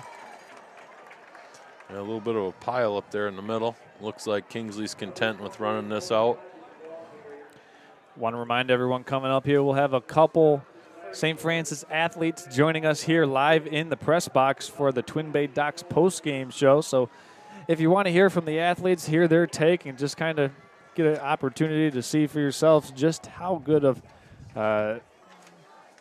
people these student athletes are, You can catch that coming up on the Twin Bay Docks post-game show. And we'll see how good of a Q&A guy Charles is with drilling them about plays from the game and how smart these boys are with their answers. And I always like to prep my boys after a game before they talk to the reporter, remind them to be humble. Don't say anything you'll regret. It's bulletin board material tomorrow in someone else's locker room if we say something we shouldn't. That's right. And I'm not going to say his name, but one of my first years here, we had one of the smartest boys I've ever coached. A great kid, captain. Again, I won't say the name. Okay. But he repeated almost word for word something I said after the game, which was not meant to be in the paper. And, I would have never thought I had to coach him up of what to say. And that was a lesson learned. And we created some good bulletin board material for the conference the rest of the year. It didn't affect us, but it was a learning curve. These boys, they're high school kids. They get put on the spot, which you're going to do with them here in a minute. And, hopefully they stay humble and say things that they won't regret tomorrow. We've had a lot of fun with this post-game segment, and we surely intend to do so and continue it here after this game as well. So it's official. It's going to go down in the books. Gladiators win 49-20 over the Kingsley Stags, avenging their loss last year over at Rhodes Fields. A couple big highlights in the second half. Evan Bellinger with the 78-yard touchdown run. Cam Sellers with 2 touchdown runs, one from 54, the other one from 80. Also, Gabe Fafarik punching in the latest and last touchdown run for the Gladiators, which gave them a commanding 49-20 victory. Those were all the scores just in the second half. Sean, I think for the Gladiators as a whole, if they're able to clean up some of the oopsies and those 3 fumbles, I think they would have been knocking on the door of having a pretty perfect game. Yeah, you eliminate some of those bad kind of defensive lapses as well, as far as getting beat over the top by the obvious go-to guy. Again, though, when you're not used to seeing passing every day in practice, sometimes that's an adjustment. But a pretty clean game overall outside of those turnovers. Very good offensively. Got to give credit to the big dogs down in the trenches. They controlled that line of scrimmage today, and made a bunch of these running backs that you're probably going to be talking to, that Mr. Cook from Record Eagles is going to be talking to. All the credit in the paper is going to go to those running backs, and they hopefully are going to remember the big boys who cleared the way for them, because they made their life real easy tonight. Hopefully that's the case. Hopefully Coach Sellers knows exactly the sentiment that you just shared and sends a couple of those buffet busters up here into the press box, because those guys get the Team Elmer's hardest working player of the games. We're going to give that to the entirety of this St. Francis offensive line. There's 5 down linemen. We're going to give that to Ben Eckler, Zach Winowicki, Bo Bellinger. Also working over there is Warren Asher, and obviously Luke Gorman was Luke in there. Gorman was in there initially. Joe Detloff played a little time on the line. Gillespie was in there a little bit, I believe. I mean, those boys did a lot of work on that line, and again made life real easy for those speedsters on the edge. And it was a good football game to watch. I expected a little more fight from Kingsley, but the Glads jumped right out on them in that second half, that third quarter, and that was a good way to close out that game tonight. It certainly was. Coming up next for the Gladiators, they'll have an away game up to Sheboygan. They'll be taking on the Sheboygan Chiefs. They were able to beat Sheboygan pretty handily last year, but that's not an indication of what we anticipate or what we could see this year. We'll have that game for you next Friday night at 7 o'clock on nextlevelbroadcasting.net, also streaming simulcast on Next Level Broadcasting's YouTube channel. So, Sean, you just kind of had your final thought here, but one final thought, both teams got to get healthy, and really I think if both teams get healthy, they can each make an impact in the Division 6 for Kingsley and the Division 7 postgame for St. Francis in the playoffs. Yeah, this was a good opponent for them. We talked about, Kingsley having some closer games leading up to this, putting themselves in a, kind of little more familiar Yeah. territory of having a tough matchup. But I think the Glads answered the call, came out. They were the more physical team today. Again, dominated in the trenches. And, I mean, for this Gladiators team to be successful, they need to do two things. They need to win the line of scrimmage, and they need to take care of the football. And, definitely won the line of scrimmage. We can clean up a little bit, take care of the football. And I think you got about 5-6 boys that might be coming up to talk to you here. Yeah, it looks like I saw them. And you're going to have to, tell Eli to rub some dirt on it so we can get them back on the field here hopefully next week or soon thereafter. We don't like seeing guys on crutches or in slings, but football's a tough sport, but we got a bunch of tough kids, so hopefully we see them back here soon. That's official medical advice from men's basketball coach Sean. Yeah, I got a PhD in something, probably nonsense, but a PhD in dirt. Dirt application. That's on what we were told. Yeah, rub dirt on it. I mean, times have changed, I guess, a little bit. Hey, well, once again, Sean, thanks for joining us here. It was a pleasure having this one here with you. It was fun from the kickoff. We're going to go ahead and step aside. When we come back, we'll have the Twin Bay Docs post-game show. We'll have a rapid-fire Q&A with a bunch of pumped-up teenagers. Don't go anywhere, folks. This is going to be fun. You've been watching high school football on Next Level Broadcasting. We'll be back in about 3 minutes after this. Go Glad. Twin Bay Dock's exclusive diamond pattern is stylish to complement your waterfront property. It's quality built to last a lifetime. Engineered to be stronger, our non-skid surface stays cool to the touch, and we offer a full line of dock accessories, including kayak and supboard racks. To see all we have to offer, visit our website to find a dealer near you.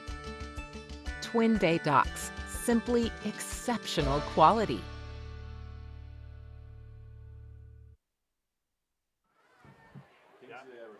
I've got a tailgating day at, I got to go to Red Mesa. Yeah. Or at least,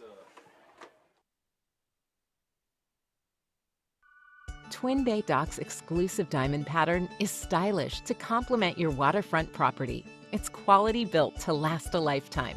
Engineered to be stronger, our non-skid surface stays cool to the touch, and we offer a full line of dock accessories, including kayak and supboard racks.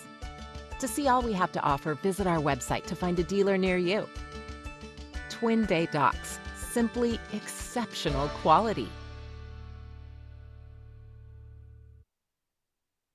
Today's game is brought to you by Redmond Automotive, Pop Excavating, Cherry Capital Airport, Twin Bay Docks, American Liners, BC Pizza, Alpers Excavating, Grand Traverse Hauling, Collar Clinic, 3 West.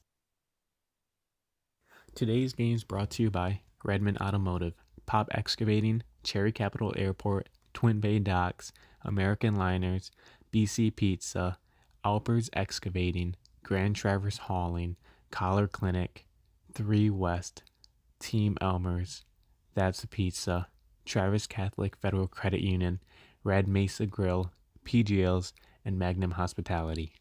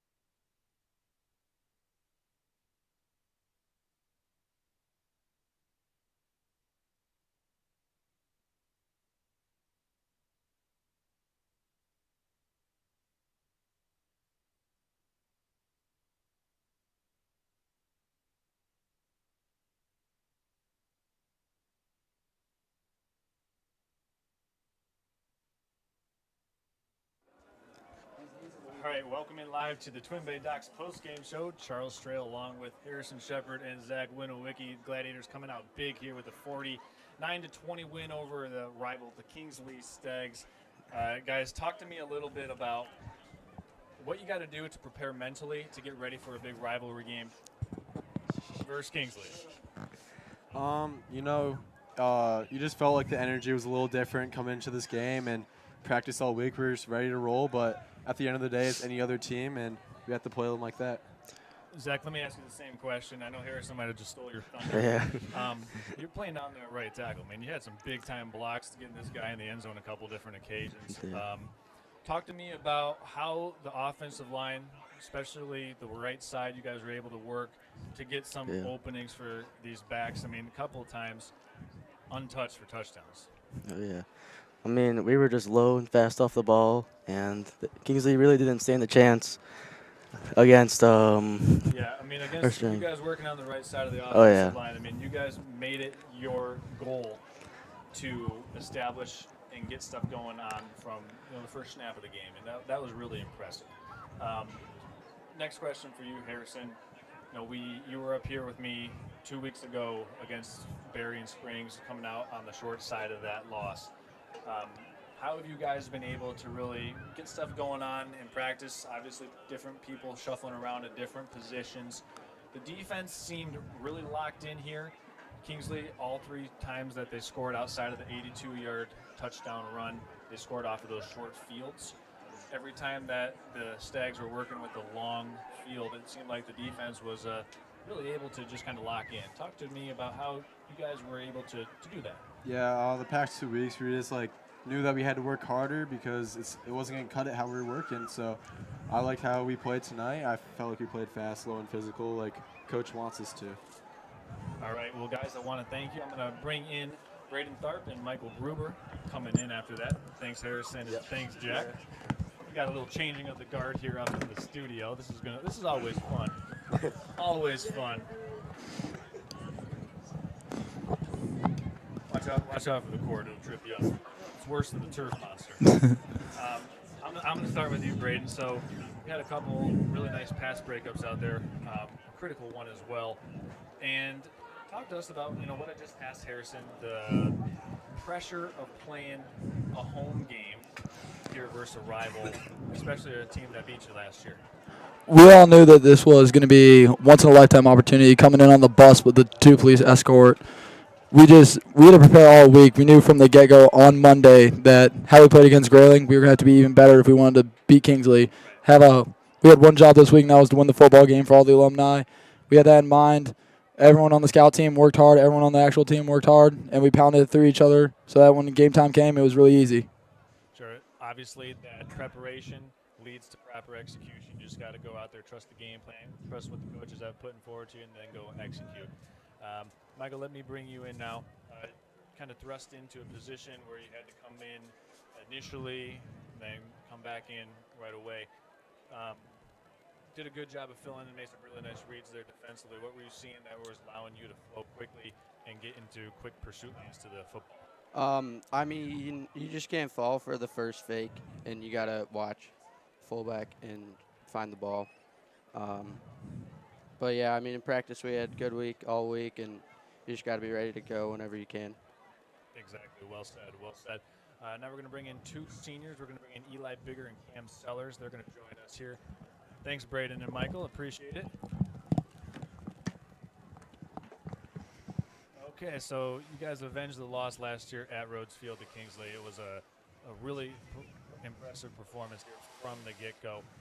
I know you guys are perfectionists, so let me talk to you about how do you just kind of clean up what some people might say is the turnovers might have held you guys away from having an even better performance out here tonight. Is that a mentality thing, or is it maybe just the nerves of playing in a big game here against a rival opponent? I'll start with you, Cam. I think it's definitely more of a mentality thing. We just can't have those mental mistakes, and a lot of the times it was either the turnovers or the penalties that stopped our drives. It wasn't the defense.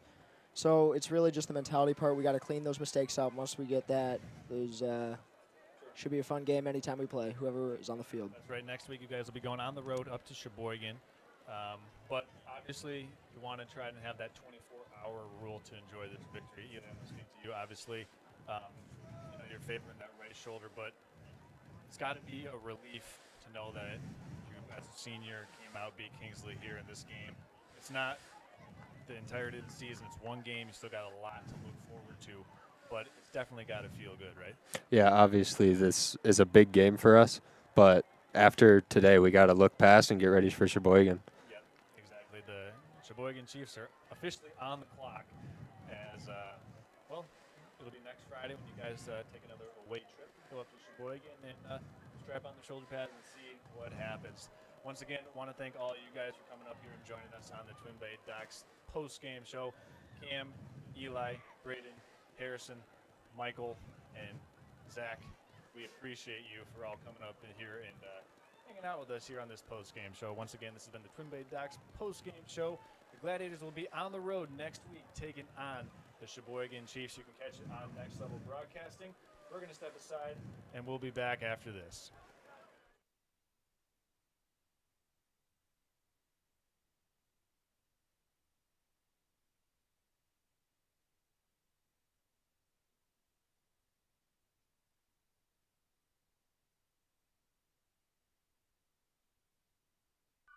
Twin Bay Dock's exclusive diamond pattern is stylish to complement your waterfront property. It's quality built to last a lifetime.